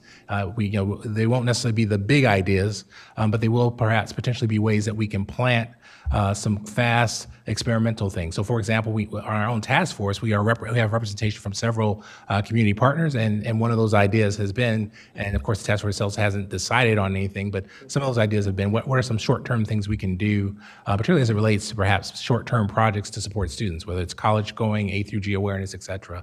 But to answer your broad question, fortunately, our most important recommendation hasn't required that kind of investment yet, but that's definitely going to be upcoming, and I expect definitely for the end of the year, you'll hear a plan about the $150,000. Okay. And then another question. I saw the outline of the task force member, and I know we're talking about having a standing committee with the district. Are any of these folks part of the transition? I'm curious to know who's staying on, and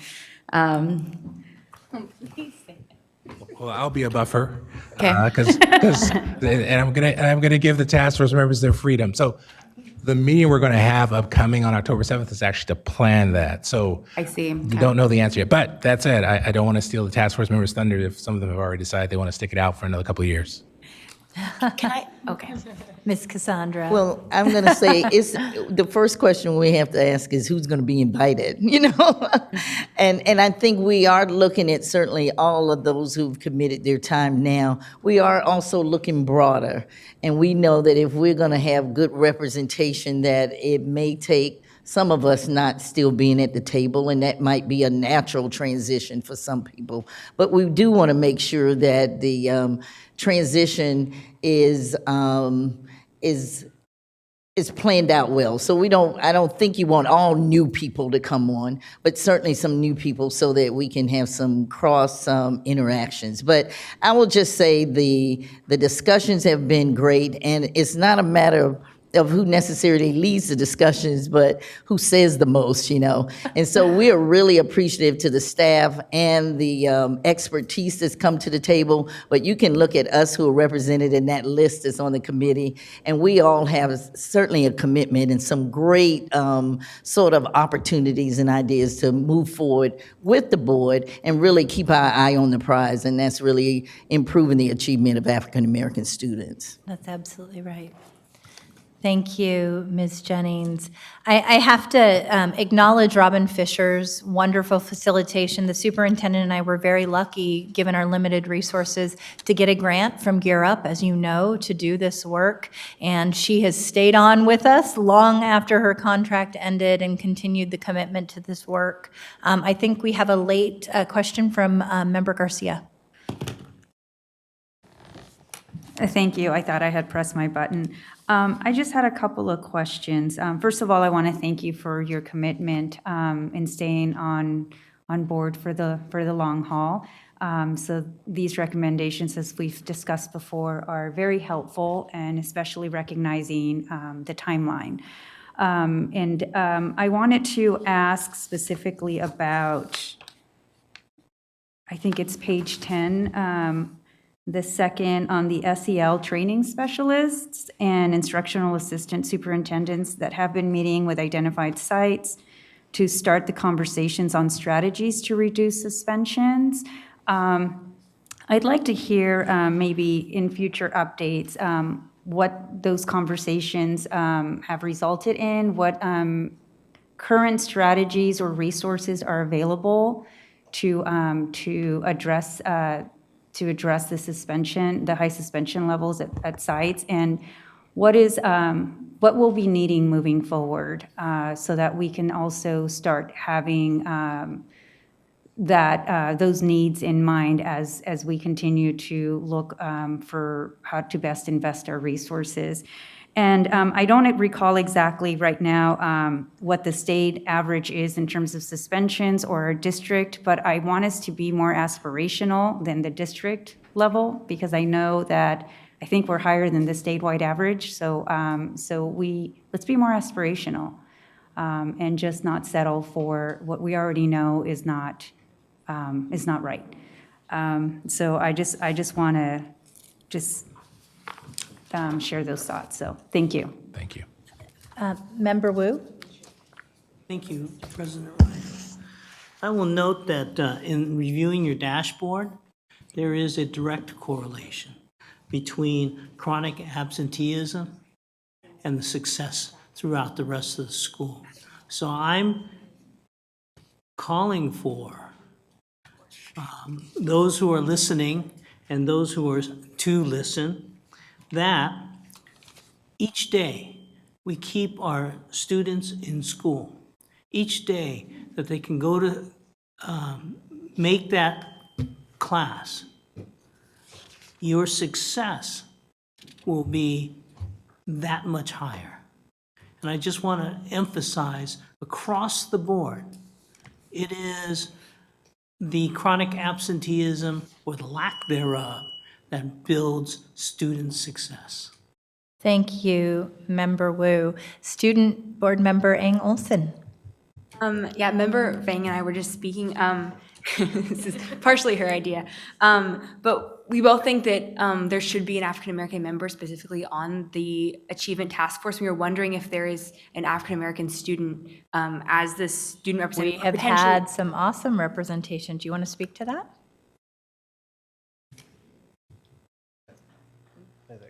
So the task force did include student representation.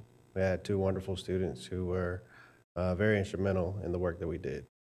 With the continuation or the buildup of the advisory committee, we're taking our time with that because we recognize the importance that there be student inclusion. Right, yeah.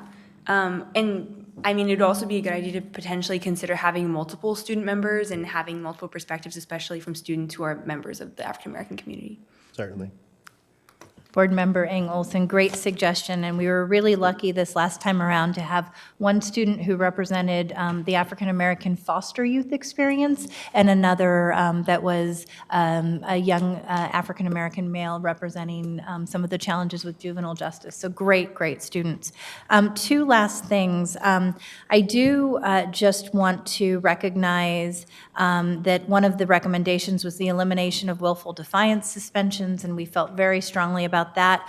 The district was one of the first to come out very strongly in support of SB 419. So with the passage of that, we have a tremendous opportunity to eliminate willful defiance as a catch-all, disproportionately harming our African American youth.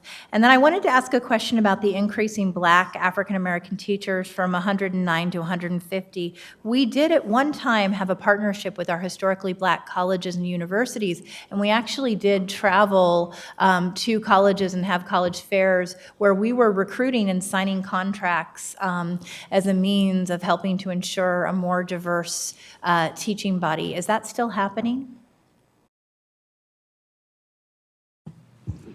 Hi, President Ryan. That's not currently happening, given that the funds are no longer available for that travel.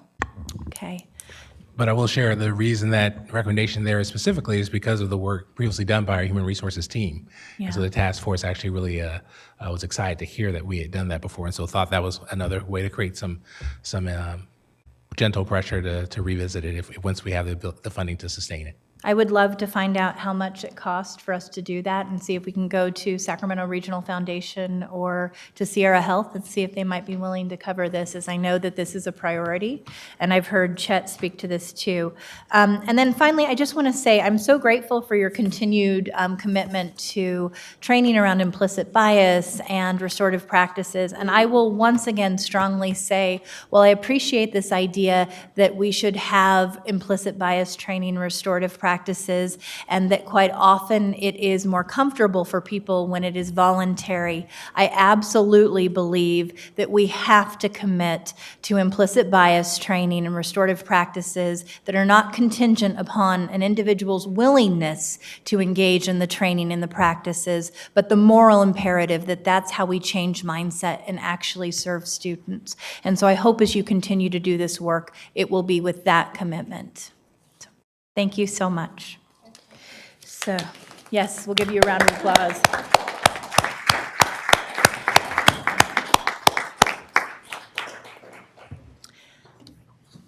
And for Cecile's son, did she make you proud?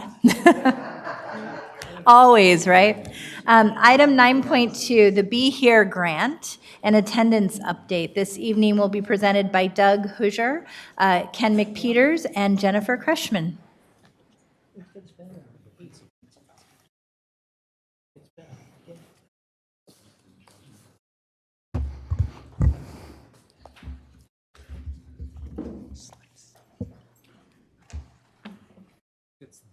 Slides are coming. Okay, slides will catch up. Well, first of all, I feel comforted to look up and see you all in your Be Here shirts. That makes it nice to do this presentation. Good evening, Board President Ryan, Superintendent Aguilar, and members of the board. I'm Doug Husher, the Assistant Superintendent of Student Support. Tonight, we are going to share with you updates about our beginning efforts to reduce chronic absenteeism and increase attendance. I'm joined tonight by Ken McPeters, the Director of the Enrollment and Attendance Center. Jennifer Kreshman unfortunately had a family emergency tonight, and so our thoughts are with her and her family. And I do thank O'Neill Sanchez, who is Jennifer's other partner in crime, who was badgered in the 11th hour and then agreed to join us. So thank you, O'Neill. Chronic absenteeism is defined as missing 10% or more of the school year for any reason, including excused, unexcused absences, and suspensions. Our high suspension level in our district actually contributes to also a high chronic absenteeism rate. And I acknowledge Member Wu for bringing that up just a moment ago. It is a fact in our district and was written here in our presentation. It's also important to note that chronic absenteeism is not the same thing as average daily attendance, ADA. ADA is the percentage of students that show up for school on any given day. Both chronic absenteeism and ADA must be examined to fully understand school and district attendance. Chronic absenteeism must be taken seriously as it is a powerful indicator of students that may drop out of school and students needing support. As you can see from this slide, the impact of chronic absenteeism is alarming. High levels of chronic absenteeism are associated with higher levels of suspension, Bless you. higher dropout rates, and lower A through G completion. Although we don't often think about it, a student that misses just 2 days a month misses over an entire year of instruction by the time that student reaches high school. Millions of young people in the U.S. miss out on opportunities in post-secondary education and good jobs because of poor attendance. Research tells us that poor attendance contributes more than any other factor to course failure and low grades. So let's take a look for a second at chronic absenteeism in Sacramento. According to CDE DataQuest in 1718, 16.1% of our students were chronically absent. As you can see, chronic absenteeism rates in SEUSD are higher than adjacent districts. Similarly, chronic absenteeism rates in SCUSD are higher than many other urban California districts, including Oakland, Long Beach, and Los Angeles. Chronic absenteeism also is a significant factor with our most vulnerable students. 27% of our African American students, 50% of our homeless students, 39% of our foster students were chronically absent in 1718. At the CDE's dashboard, each of these student groups are the color red.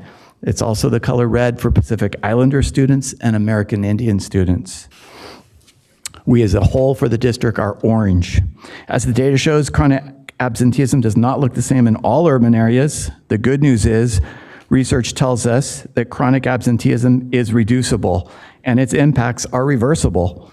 We'll now share some things that we are doing in the district to achieve this. Good evening, everyone. My name is O'Neil Sanchez, helping along with the Be Here grant. So in 2017, Sac City Unified received a 3-year grant from CDE to attack chronic absenteeism here at the district. So prior to this grant, there was no official attendance office and only 1.5 people to support sites with student attendance. So the grant was divided into 3 main components. The first one being the marketing campaign, which is our community education and awareness campaign led by our youth media team that you all met earlier today. Second part of it is standardization of district-wide attendance business practices, which consists mainly of us creating processes and tools that we provided to all sites across the district. And lastly is the attendance improvement program. Through this program, it is our core work in attacking chronic absence. We work closely with targeted groups of schools that were identified based on high rates of chronic absenteeism to form systems and create a culture of positive attendance using research-based best practices. Each site has a site attendance team that meets a minimum twice a month. At these meetings, attendance teams monitor data from our student information system, such as Infinite Campus, the ABC reports, and EIS, to determine who is most affected by chronic absence. Team members develop site-specific goals and galvanize support for multi-tiered strategies. Data is used to understand and address common barriers to attendance. And ultimately, our goal is to connect chronically absent students with needed supports to help improve overall success. As a district, we host a monthly attendance improvement movement meeting where attendance representatives, including administrators, front office staff, and support staff from all schools within the district to come together and learn from the experts and from each other. We are also using an MTSS framework to design district and site level tiers of interventions based on student needs. As you can see, as we move up the tier, the degree of intervention increases. We move from positive school climate and community engagement that impacts all students up to more targeted supports like home visits, referrals to school social workers for the students who are in need of more support. This year, all of our students will ride public transit for free, which is a tier 1 intervention, therefore removing a huge barrier for many of our students. Our EIIS, Early Identification Intervention System, is the correspondent data collection system to identify the students in need of those interventions. In the past, we were reactive and focused primarily on students that fell into the red and purple zones after they had missed so much school, therefore they were already academically at risk. This new framework allows us to use a more preventative approach. We can catch students early when they start to fall down. This is all about providing the right support to the right students at the right time. The multi-tiered system of support is the guiding practice to drive all of our work around the ABCs. And I'll pass it back to Doug. All right, thank you, Anil. So the slide before you is our 20 grant schools. This is very preliminary information. This is uncertified attendance data that we submitted with CalPADS. Again, our district-wide data will be available later when CDE releases it in the winter. Again, this data is very preliminary and has not been certified. As you can see, we saw some reasons to celebrate, and we also recognized areas we need to improve and grow. At our 20 sites supported by the Be Here grant last year, we saw a 0.81% average decrease in chronic absences. That decrease translates into eliminating the number of chronically absent students by about 400 students. At the schools where we didn't make the gains that we had hoped for, we worked with instructional assistant superintendents before the year began and site leaders over the summer to craft a support plan to help turn things around. Despite a challenging attendance year with fires in November, an incredibly rainy February, and work stoppage in the spring, we did see some attendance successes. As a district, we had an ADA increase of 0.05%, while unified districts across the state saw an average decrease of 0.41%, nearly half a percentage point according to School Services of California report released over the summer. In the 18-19 school year, we tripled our Saturday Academy ADA recovery revenues, which you'll hear more about in a second, over prior years. And we also nearly doubled the number of participating schools in Saturday school. We'll also share some information in a moment showing you that we gained about 9,000 days. It is estimated in ADA recovery from a program we participated with in class today. As of today, we are meeting our September attendance awareness goal as a district. We ask sites to strive to reach 96% attendance. And as of this afternoon, the rate was at 96.53%. So that's exciting news. Wonderful. We've worked hard to develop a system of tools to better support our site leaders and attendance staff in providing a comprehensive approach to addressing attendance. When the grant began in 2018, Attendance Works, the national experts, completed a district-level attendance diagnostic to help guide what we were doing and formulate a plan for sustainability. A standardized process for addressing all absences is the backbone of everything we do. Every school site now has the same protocol and the same expectations. We are sending a clear and consistent message to our families every time a student is absent. We have scheduled quarterly meetings for all attendance staff to share in the growth process and maintain constant learning. Tools like our yearly planning calendar, the monthly messaging tool, and our district attendance toolkit give school sites an easy and practical way to find solutions and navigate their attendance practices. And finally, the district, what has given us the most traction this year is chronic absenteeism has been made a district-wide priority initiative, and that's very helpful as we gain traction. You see some of the tools in the snapshots, the pictures throughout that slide that we're using, including the business process for when students are absent, how we follow a particular pattern at all schools. There's also a messaging campaign for students, for adults, for principals, and even for Service Center for every month of the year. We've completed this summer some really great things to help us in our work. So I'm now going to turn it over to Mr. McPeters to share with you about Saturday Academy. Good evening, board members. We've partnered with EdLink to conduct our Saturday Academy recovery program since 2016. This program not only allows us to recoup lost ADA, but it provides a safe learning environment on Saturdays where our students can make up lost instructional time, engage in school community projects, participate in enrichment courses like ceramics and music courses like ceramic and music, all while building a relationship with their peers, teachers, and other adults on campus. Saturday Academy was extremely successful at sites like Nicholas Elementary under the leadership of Miss Rachel Lane. Kudos to Nicholas. They were the #1 participant last year with recouping over 700 absences. In Ethel I. Baker, we're inspiring teachers and led students in fun and engaging curriculum that also recovered 500 absences. Respectively, last year we doubled the amount of sites participating from 8 to 16. And for the 1920 school year, we are hoping to grow to at least 25 school sites. Our first session at returning sites will begin October 5th. Regarding resources, as a district, we grossed approximately $300,000 in otherwise lost ADA and netted over $100,000, and approximately $40,000 of that is going back to the school sites. Give it back to Doug. Do they have a list of the school sites? Thank you, Mr. McPeters.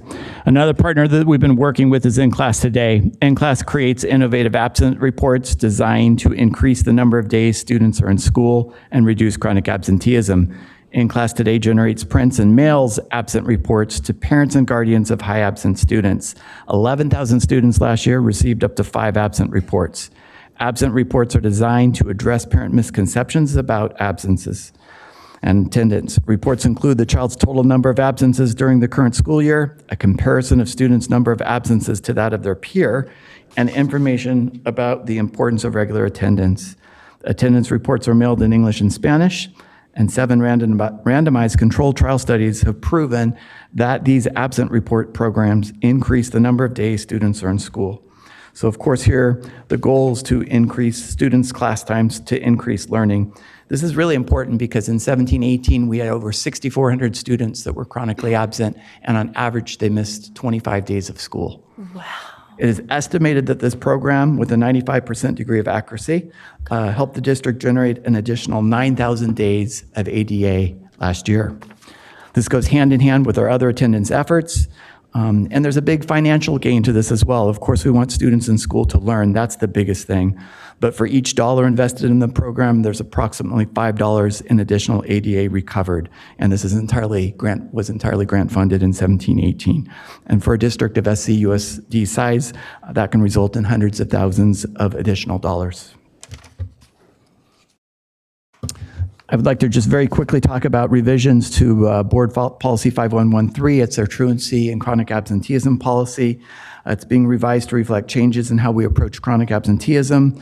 We're thankful for the work of Dr. Nancy Erbstein of the UC Davis Center for Regional Change, who worked in conjunction with Student Support and Health Services and other departments to help bring about these changes and to help us bring about the grant actually that we have today. Key elements include recognizing excessive absenteeism as an early warning indicator, establishing a system to catch students as soon as they fall down, that's EIIS, regular sharing chronic absenteeism with the board, and providing early outreach to students as soon as we can. Okay, the highlight of our presentation is an actual principal, April Shafta, who I think the world of, who's here to share with you what she did last year and the nearly 4% gain or reduction in chronic absenteeism she saw because of her efforts. So April. Okay, I have to be fast. So I just want to start by saying we really had to take a shift in our mindset when we began to look at student achievement and look at factors that were affecting student achievement. And we started our attendance work really by studying what came before. And we realized that past practices really developed out of a reactive nature, and we were responding in a punitive way when students and families demonstrated less than desirable attendance patterns. This reactive process served to further distance families from school sites and really deepen that sense of disengagement. Realizing this, we began to look more closely at attendance crisis at Tahoe, and I really want to call it a crisis because it's a crisis in our district, not just at my site, and it's a problem that we really haven't spent a lot of time studying. Go ahead and wrap up. So what we did at Tahoe was we began to look at data. We looked at the EIIS system and our Infinite Campus system, and were able to target and identify student groups. We mobilized our entire school community. We involved students, we involved teachers, we involved parents, and we involved our oversight committees such as our site council. And it was really through the involvement of all of these groups that we were able to realize a reduction in our chronic absenteeism. Thank you so much for all of your hard work. Okay, our very last slide. As I said, when we started, attendance work is complex, and we're in our early stages learning and developing and implementing best practices. Research tells us that chronic absenteeism is reducible, its impacts are reversible, and modest investments can bring about large returns. There is a mandate to act, as we know grade level readiness and high school graduation are threatened when we don't address chronic absenteeism. Our next steps are really continuing to build well-rooted, high-impact systems, wrestling with this notion of support versus accountability, and still with an opt-in culture, how we end that and make opting in not something that exists. Nurturing the idea that attendance is everybody's work in all buildings. And finally, we are in the last year of a 3-year grant. So before the grant, there were only 1.5 FTEs doing attendance work in this whole district.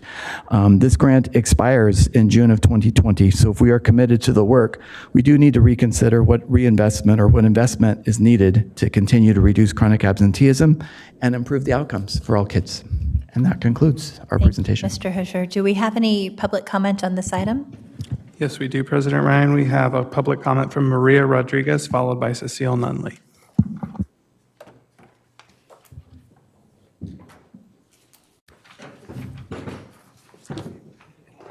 Hi, Maria. Good morning, good evening, President Ryan, Superintendent Aguilar, and members of the school board. I am a 15, 16-year parent of the district, and I blame Mr. Husher for me getting involved. He was the principal when my son was a first grader.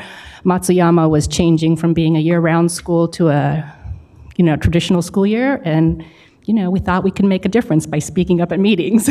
So thus started the ball rolling. Thanks. So I have a point, I have an assumption, and I have a story.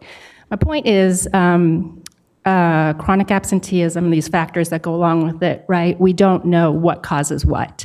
We don't know that chronic absenteeism causes these other things. If they're all, what's the causation?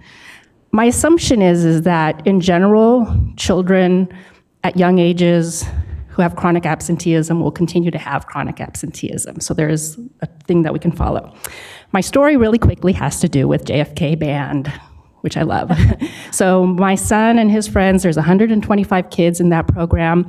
They are competing against schools all over the place. Last year, they beat Granite Bay, which is a huge thing because the budget that our kids get is dwarfed by the budget that other schools they compete against get. My friend lives in Pleasanton. They're going to compete against that school. Their parents pay $1,000 per kid for the band. We, we try to ask parents to pay $400, but we can't make them. I'm the treasurer, right? We don't go after someone. Anyway, the point is they're not going to miss a day of school. Those 125 kids are not going to miss a day of school because they care about winning. So do people in sports. And so I'm just asking, can we look at the data? Can we look at the data of students maybe in our targeted areas, demographics, if they're in sports and music and band and robotics and whatever, theater, is their attendance better? And can we look at attendance from that way? And can we stop putting those things on the chopping block? Thank you. I had more points, but that's it. Thanks. Maria, that's a great suggestion, and I hope that with the elementary athletics program that we've launched on a shoestring budget, we can look at the data correlated to the students participating in that, and if we're actually seeing their absenteeism drop. We've heard anecdotally that it has. Thank you. Cecile? Good evening again, last time. I just want to say how great it is to hear stories like Tahoe. It is just amazing. And I just commend Doug Husher for all the work that he's been doing and trying to make this a priority for the district because it's so important. And the studies have shown that especially if you have the chronic absenteeism K through 3, it starts to lead to dropouts and it starts to lead to some of the other chronic problems that plague everyone going forward. And the one thing that I did notice on the slide with the schools that are supported by the grant, they're not necessarily the schools with the worst attendance, because I see Hiram Johnson on there, but I don't see like Luther Burbank. And so I know Luther Burbank was another one of those schools. So the schools with the worst, I mean, these are not great numbers up here, but I know that it's not necessarily targeted. I think it is something with the grant we have to, as a school district, really consider funding this program going forward because it is generating the money coming back. And it also has the added benefit, not just of the money, but it also makes a difference for those kids because their student achievement scores come up. To miss 25 days out of 180, that's totally unacceptable. Absolutely. So I just hope it keeps going forward. Thank you, Ms. Nunley. We have a comment from Board Member Vang. Good evening. Thank you, President Ryan. I just had a few questions and comments. First, I just want to thank the team for your incredible work just around the Be Here campaign and ensuring that, you know, our students are in our classroom learning. I did have a few questions. The first one is on page 2, and we didn't have the data for this. I'd be interested to know of the 3 so what adds up to chronic absenteeism is what percentage is the excused absences, is the unexcused absences, and the suspension? And I ask that because I think maybe staff is already thinking about this in terms of where's our concentration in terms of, is the majority of them in suspension and unexcused absences? So I'd be interested to also know what percentage breakdown that is. And then, so that's the first question. I don't know if you can answer that, or I can just move on to the next one. Yeah, great question. As I said, we're in our fledgling stages here, but certainly worthy of digging into that and answering that question so we get a better sense of where it's occurring. Yeah, because I think that would really inform our strategies in terms of how to tackle this issue, is knowing the percentage of, because if the majority of it is suspension, then we know what we need to do and to target our areas around that. So I would, maybe, I don't know, in a BC, I'm interested to know actually what the breakdown for the chronic absenteeism is. On page 8, so Cecile spoke to this a little bit. I wanted to know the rationale for the school that was selected for the grant in particular. I'm sorry, one more time? So on page 8, yes, there's 20 schools that's listed. What was the rationale for these schools? Yeah, so when the grant was written, there were some, and it was before I was in this role, but my understanding is there were protocols that needed to be followed. It was high chronic absenteeism schools at the time and high poverty, and it's a combination of those two factors. And as Cecile just pointed out a moment ago, we do know we have plenty of schools that meet those 2 marks that are not on that list. I will say, although we support those 20 schools that have taken interest outside of those 20, we have supported in huge ways. So John Cabrillo, for example, reduced their chronic absenteeism by 7%, more so than any other school. And we took them under our wing and supported them last year because of their interest, and they had a full team ready to do the work, and we marched with them. Yeah. So this is really great. I was just looking through the 20 schools, and I think it's great that 12 of the 20 schools had some gains, but we did have 8 schools that did not have any gains, which for me is very concerning. And I would like to hear a little bit more about, and I know these are preliminary data, but what were some of the challenges that maybe your staff saw at the sites that didn't see any gains, right? Yeah, a good question. So I think to really do significant work around chronic absenteeism, it is so complex. You have to really be good with your systems, you have to really be good with your data, and you have to really be good with your practice. And I don't think I'm saying anything that will surprise anyone here, but our district is challenged often in seeing things through in a way consistently from beginning to end, where we're going to look at data, what reports are we going to look at, how often, how are we going to build an attendance team, how are we going to gather people to look at those reports, how are we going to put tiered interventions, who's going to do those tiered interventions. There are lots of questions that come up in doing this work. I am really pleased to say that it was surprising to me that some of our schools with the fewest resources actually showed they could make the biggest gains in reducing chronic absenteeism. So that was an encouraging surprise. So Doug, then I have a question. At those schools that made gains without much resources, what was the reason for that? Because I think as a board, it's important for us to know. I personally feel the importance of the principal taking the lead around this work cannot be understated. That principal has to stand up and message it in every way. So it's got to be in the bulletins, it's got to be in every staff meeting, it's got to be something that's serious. It doesn't blow away when the winds start picking up during the year and 100 other things come at you. Okay, and so I have more questions, but in terms of just next steps, especially for the schools that we did not see gains, what I'm hearing is we're gonna strengthen the attendance system at the site level. I guess for me, I'm still trying to just have a better understanding of what that will look like. Yeah, so what we did, we had a meeting with the principal and with this this very small attendance office, right? Really only 2 additional people here, but with the principal and the instructional assistant superintendent. One of the areas where we think we can make big gains is really thinking about the unit of change being through leadership and building the capacity of instructional assistant superintendents to work and support their principals, and how we get this look at data systems and practice down. And how much was the grant that funded the 1.5 FTE? Yeah, it's a little over $2 million over 3 years. $2 million over 3 years for 2 staff. Well, and there's a lot of other things that have gone into the Like the grant. operational Yes, piece, yeah. okay, got it. Yep. So we have, Yeah, so I guess I'm also asking because I think, the board investing in attendance office is critical in terms of building the infrastructure.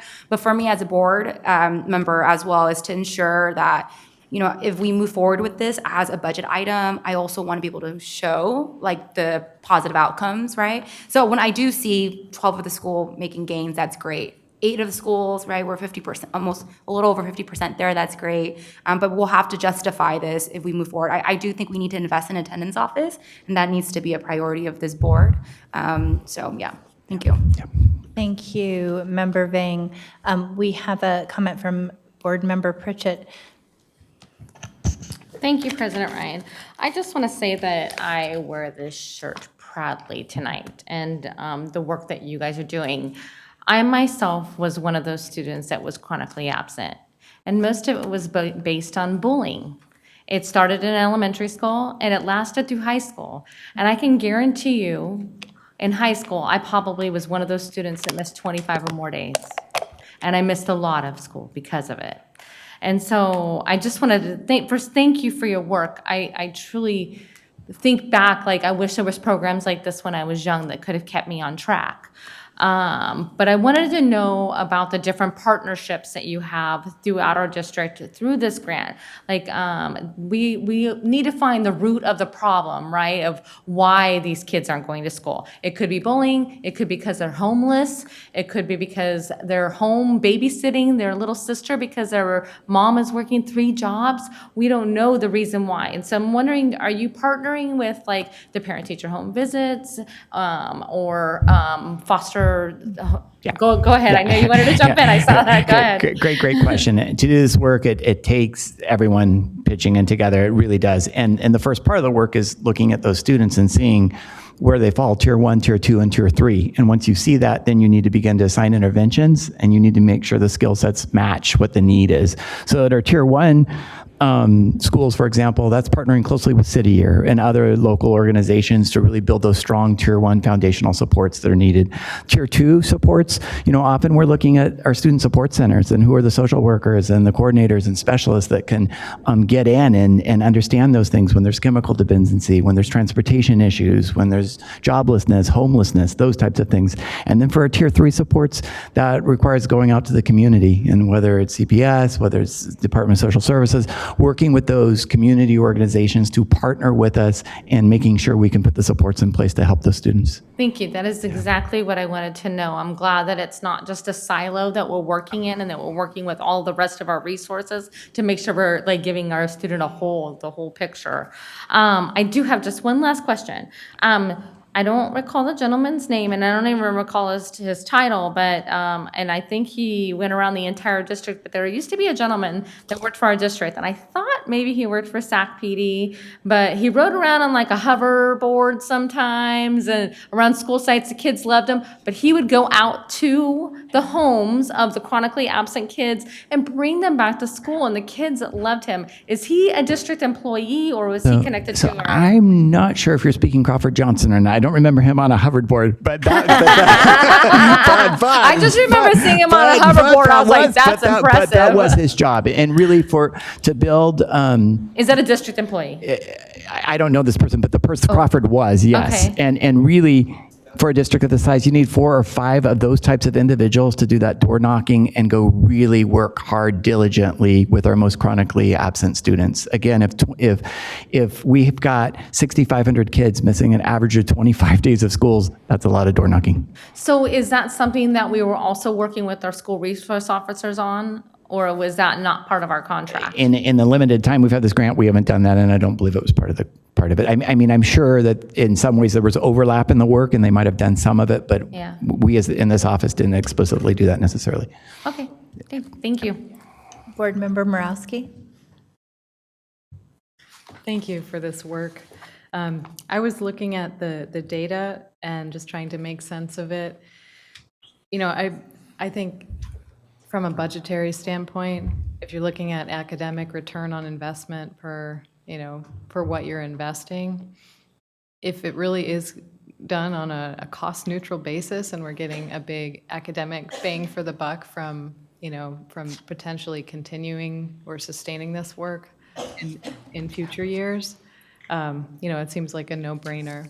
I think I would really love to see some careful analysis of that when you come back and throughout, budget development, so we could really look at that. It does seem critical. Everything's important, but this does seem critical to sustain in some fashion. So I just really want it to be done in a way that is very credible. And I'm looking at the data and just trying to kind of figure out what's happening. So we only have 1 year of data.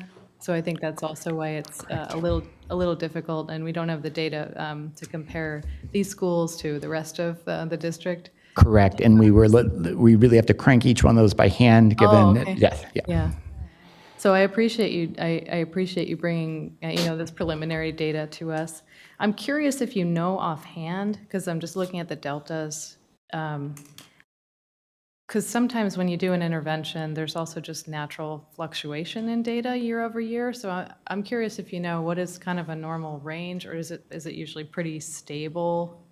Because if you see like say a 1.5% reduction, how would you interpret that in terms of could that be sort of a statistical variation, or is that like actually a meaningful reduction? So you ask an outstanding question. I've read quite a few books. We've worked closely with Attendance Works and others. I've been looking for that same answer. Not a lot of research on that. So when all the things come together, what can you expect for to be good gains, to be average gains, to be poor gains, right? Or losses. I mean, it's still in its fledgling efforts. I guess one thing to think about is it's only under ESSA in the last couple of years that 36, I think, states made chronic absenteeism part of their dashboard, basically, or part of their accountability metric. So in some sense, this work's really new. Before, it was kind of under the rug. Oh, I see. Yeah.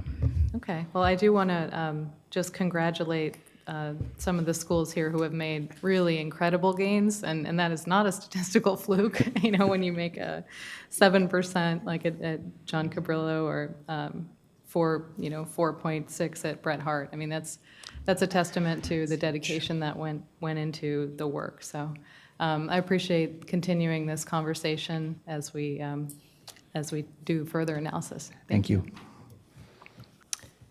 Board Member Garcia. Yes, so I had a couple of questions for Principal Shafto. So I know you run out of time, but I wanted to get a sense of maybe some concrete examples as to what you did at the school site. Sure. To just understand a little bit more sort of what you had to do. Yeah. So I actually had a lot of concrete examples I skipped through, but yeah, so we actually kind of sat down and identified, we looked at the data and identified some specific students that we wanted to target for some intervention. And we sat down with those students and discussed attendance. We asked them what some of their attendance challenges were, what was making it difficult for them to attend school, because that's really the root of the problem. And then from there, we developed some goals with those students, and we would check in with them regularly to see how they were doing on those goals.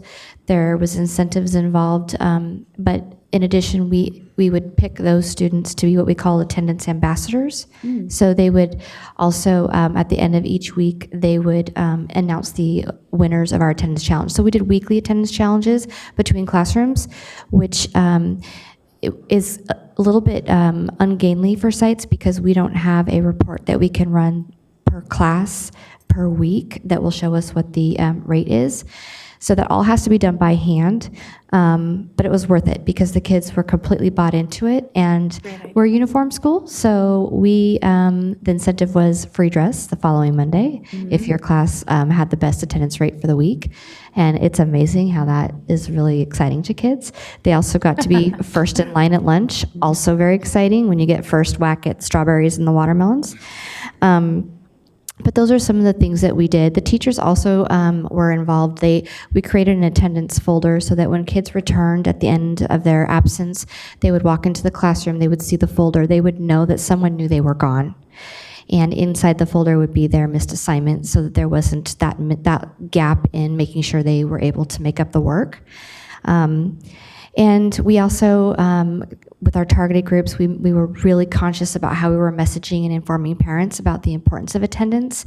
We did school-wide messaging in terms of Facebook page, newsletters, messengers, but we also did targeted messaging to especially our kindergarten and sixth grade classrooms, which were groups of students that we recognized had a higher chronic attendance rate. So those are kind of some of the things that we did. I could go on for days, but those were the things that were high leverage. Thank you. That adds a whole lot of color to the picture. So that's helpful to me. And it's good to hear that that these strategies, sometimes it just doesn't. You just have to be creative. But there's something that can be done and can work. Now, the manual part of the data piece, can you, both at the site level and it sounds as at the district level, can you just share with us why that's happening manually? I mean, is that common? So what we have to do in order to generate a weekly average is we have to take the classroom's daily attendance and then calculate an average over the week. So we can run an ADA report, but it doesn't give it to us by class, which is what we're trying to drill down to. Okay, and is that something that can be done at the district level it sounds like not right now? Really good question. We are a department of, or a district of very sparse central office resources, and I know that is something our principals want. We do share that request, but again, we have few people and lots of data requests with lots of demands. We would like to get there. Okay, that's something that we'll make a note of. And then just a couple more questions on the funding piece. The 3-year grant will expire June 2020. These are is this connected to Prop 47? Yes, okay. exactly. So the grant specified sort of which school sites would be included if you were a recipient of that grant, right? So the high poverty and I think it was the high chronic absenteeism. So it was almost a predetermined sort of list of sites that we could work with. But what happens next after this grant goes away? Are we able to reapply for the grant? Because these are ongoing savings that would be available to all districts throughout the state. But I'm just wondering if there's an opportunity to reapply for these grant dollars. So my understanding is in the spring, there will be such an opportunity. The fear is the state might look at districts who haven't had the resources the first go and share those resources with those districts. Again, prior to the grant, we had 1.5 FTEs doing attendance work. And so for me, the infrastructure has to be there. You know, that Crawford Johnson type person I talked about, we really need about 5 of those individuals. If you talk to Elk Grove Unified and other districts, you find that's really the size of their department, what they have to go do some of those, roll up the sleeves and let's do the work and support the school sites in addressing their most chronically absent students. And the grant does not allow for the hiring of positions. It's just for the... So positions could be hired, Okay. and were. Some of the people you see before you tonight are through the grant, but we need to be looking at the year ahead really at this point because those funds will expire in 2020. Okay. Well, I hope that fear doesn't stop us from reapplying. And I mean, we will, all we they can will. do is say no, right? we will. And then we'll continue to figure out how we can keep this work going. But I'm just, one last question about the school sites. I see that you have 16 participating. I'm just wondering, how do we grow that beyond the targeted group of schools based on the grant criteria? So, and it's a really interesting question you asked. So, Jennifer, who couldn't be here tonight, but you know, I work very closely with her, and we talk about there's this tension between going deep and really helping schools get over the hump, and then going wide and introducing to more folks. But then also, you know, it's kind of like whack-a-mole at that point. You begin to have all over the alligator heads going, right? It's difficult. And so, you know, we have to give some serious consideration to this being one of the few areas in the work that we do that actually can generate income for a district, right? And what does it take in terms of resources to be able to do that in a way that is acceptable for the outcomes we want for kids? Okay. And if we can have that analysis for the board, so that as we consider where to place our limited resources, what some of these investments would mean. And to your question, we have made a draft of a multi-year plan, what that could look like in terms of those resources, and we'd be happy to share that. Oh, excellent. Thank you. Thank you so much. Thank you, Doug, and the rest of the team. I think several of the board members talked about the desire to have an analysis on the return on investment. So it would be good to be able to do a price per pupil if we were to calculate out over the multi-year grant and then look at the reduction in chronic absenteeism to see what that ROI would be. Is it for every $1 invested, we get $1.10? I think it would be really nice to be able to have that as a per unit. I will say, while I appreciate a desire to continue to apply for grant funding, this has been a historic problem with the district. We rely on grant funds, we launch fabulous initiatives, and then they go away when grant funding disappears. And so I think we have to have the fortitude to say enough is enough. If we in fact believe this is a critical intervention, which we know it is, particularly for our most disenfranchised students, how do we carve out the resources to make this something that continues into the future? And then the only other comment and question I have is I would love to see a list of the Saturday schools that are administering the Saturday academic intervention. I've actually had a chance to talk to a couple of the schools who've put that in place. It's a very successful strategy. We've seen that it quite often hits some of our highest poverty schools. And I'm curious, do we have the ability where we don't have Saturday school to allow students who are participating at a school site without Saturday school to attend at like an Ethel Phillips that offers Saturday school? We currently do have students that participate that don't have absences. So what the overall goal was the students that had absences, they would come to that school and recover their absences. Yes. Well, the good thing about it is that other kids were like, well, I want to come too. Yeah. And so students that didn't have absences actually show up for Saturday school, specifically around the culture and climate of the school and wanting to participate in academics other than the regular week. I would love to figure out how we can get that word out more. And then my last comment is just around the letters to address parents around chronic absenteeism. A lot of our schools are really effectively using text messaging to connect with our parents. We need to be thinking about these alternative means of getting in touch with parents, and that's a great way to send a quick message about how important attendance is and to let our parents know when students are falling off track. We have some of our grant schools that have piloted that this year, the text message program. So Wonderful. great, right on point. Great to hear. Thank you so much. We really appreciate your Thank you, work. appreciate it. Oh, and Superintendent Aguilar. President Ryan, I do want to just recognize our team and just remind ourselves as well as remind the community that the approach that we have taken is one that focuses right back to student achievement. And so we are building the infrastructure to be able to not just monitor chronic absenteeism as a standalone data set, but rather that as we have evidence that some of our schools are reducing chronic absenteeism, that we can take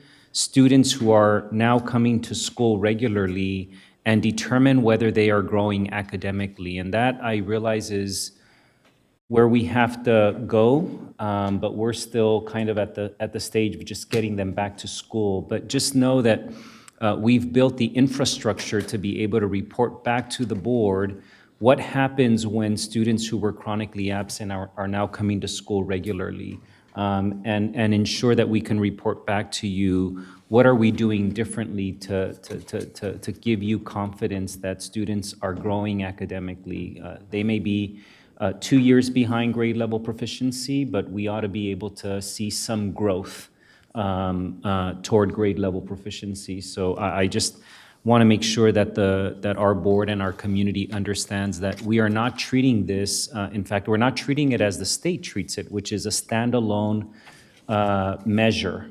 Chronic absenteeism is a standalone measure at the statewide level. We think that we have to integrate it with what matters the most, which is how do we triangulate chronic absenteeism data to student achievement? Thank you, Superintendent Aguilar. Thank you again. Item 10.0, consent agenda. Do we have a motion? We have a second. A student preferential vote? Yes on all open session items. All those in favor? Aye. The motion carries. Item 11.0, business and financial information receipt. Receive the reports. Do we have any public comment on this item? No, Cecile is gone. Item 12.0, future board member meetings and dates. Our next board meeting will be held on October 3rd with our open session beginning at 6 p.m. And with that, we have a special request this evening from Member Morawski. Thank you, President Ryan. I request we adjourn in the memory of my father-in-law, Doug Turner, who passed away too soon this weekend.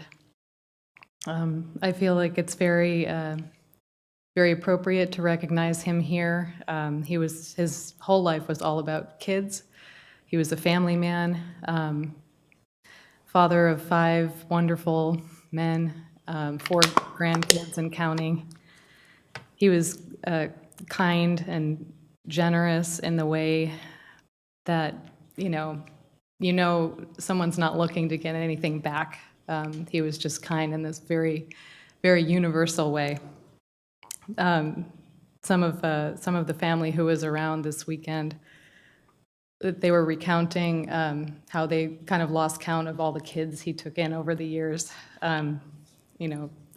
Friends whose parents weren't around or whatever, and some of them even stayed after they left. In his late 60s, he and his wife, Leah, my stepmom, took in 3 foster kids. Just a testament to how much he cared. He was also a teacher, about 25 years. He taught in Amador County, card-carrying member of CTA and the Amador County Teachers Association, and he spent many years on the board there. He was just a very civically engaged person, so kind, so generous, and so caring. I heard some stories about all the letters over the years that have been sent to him by former students. He worked with a lot of students in alternative high school and independent study, and he was just instrumental in turning so many lives around. So just want to adjourn in his memory. Thank you. Thank you so much, Member Morowski, and we are deeply sorry for the loss of both you and your family. We have a motion and a second. All those in favor? Aye.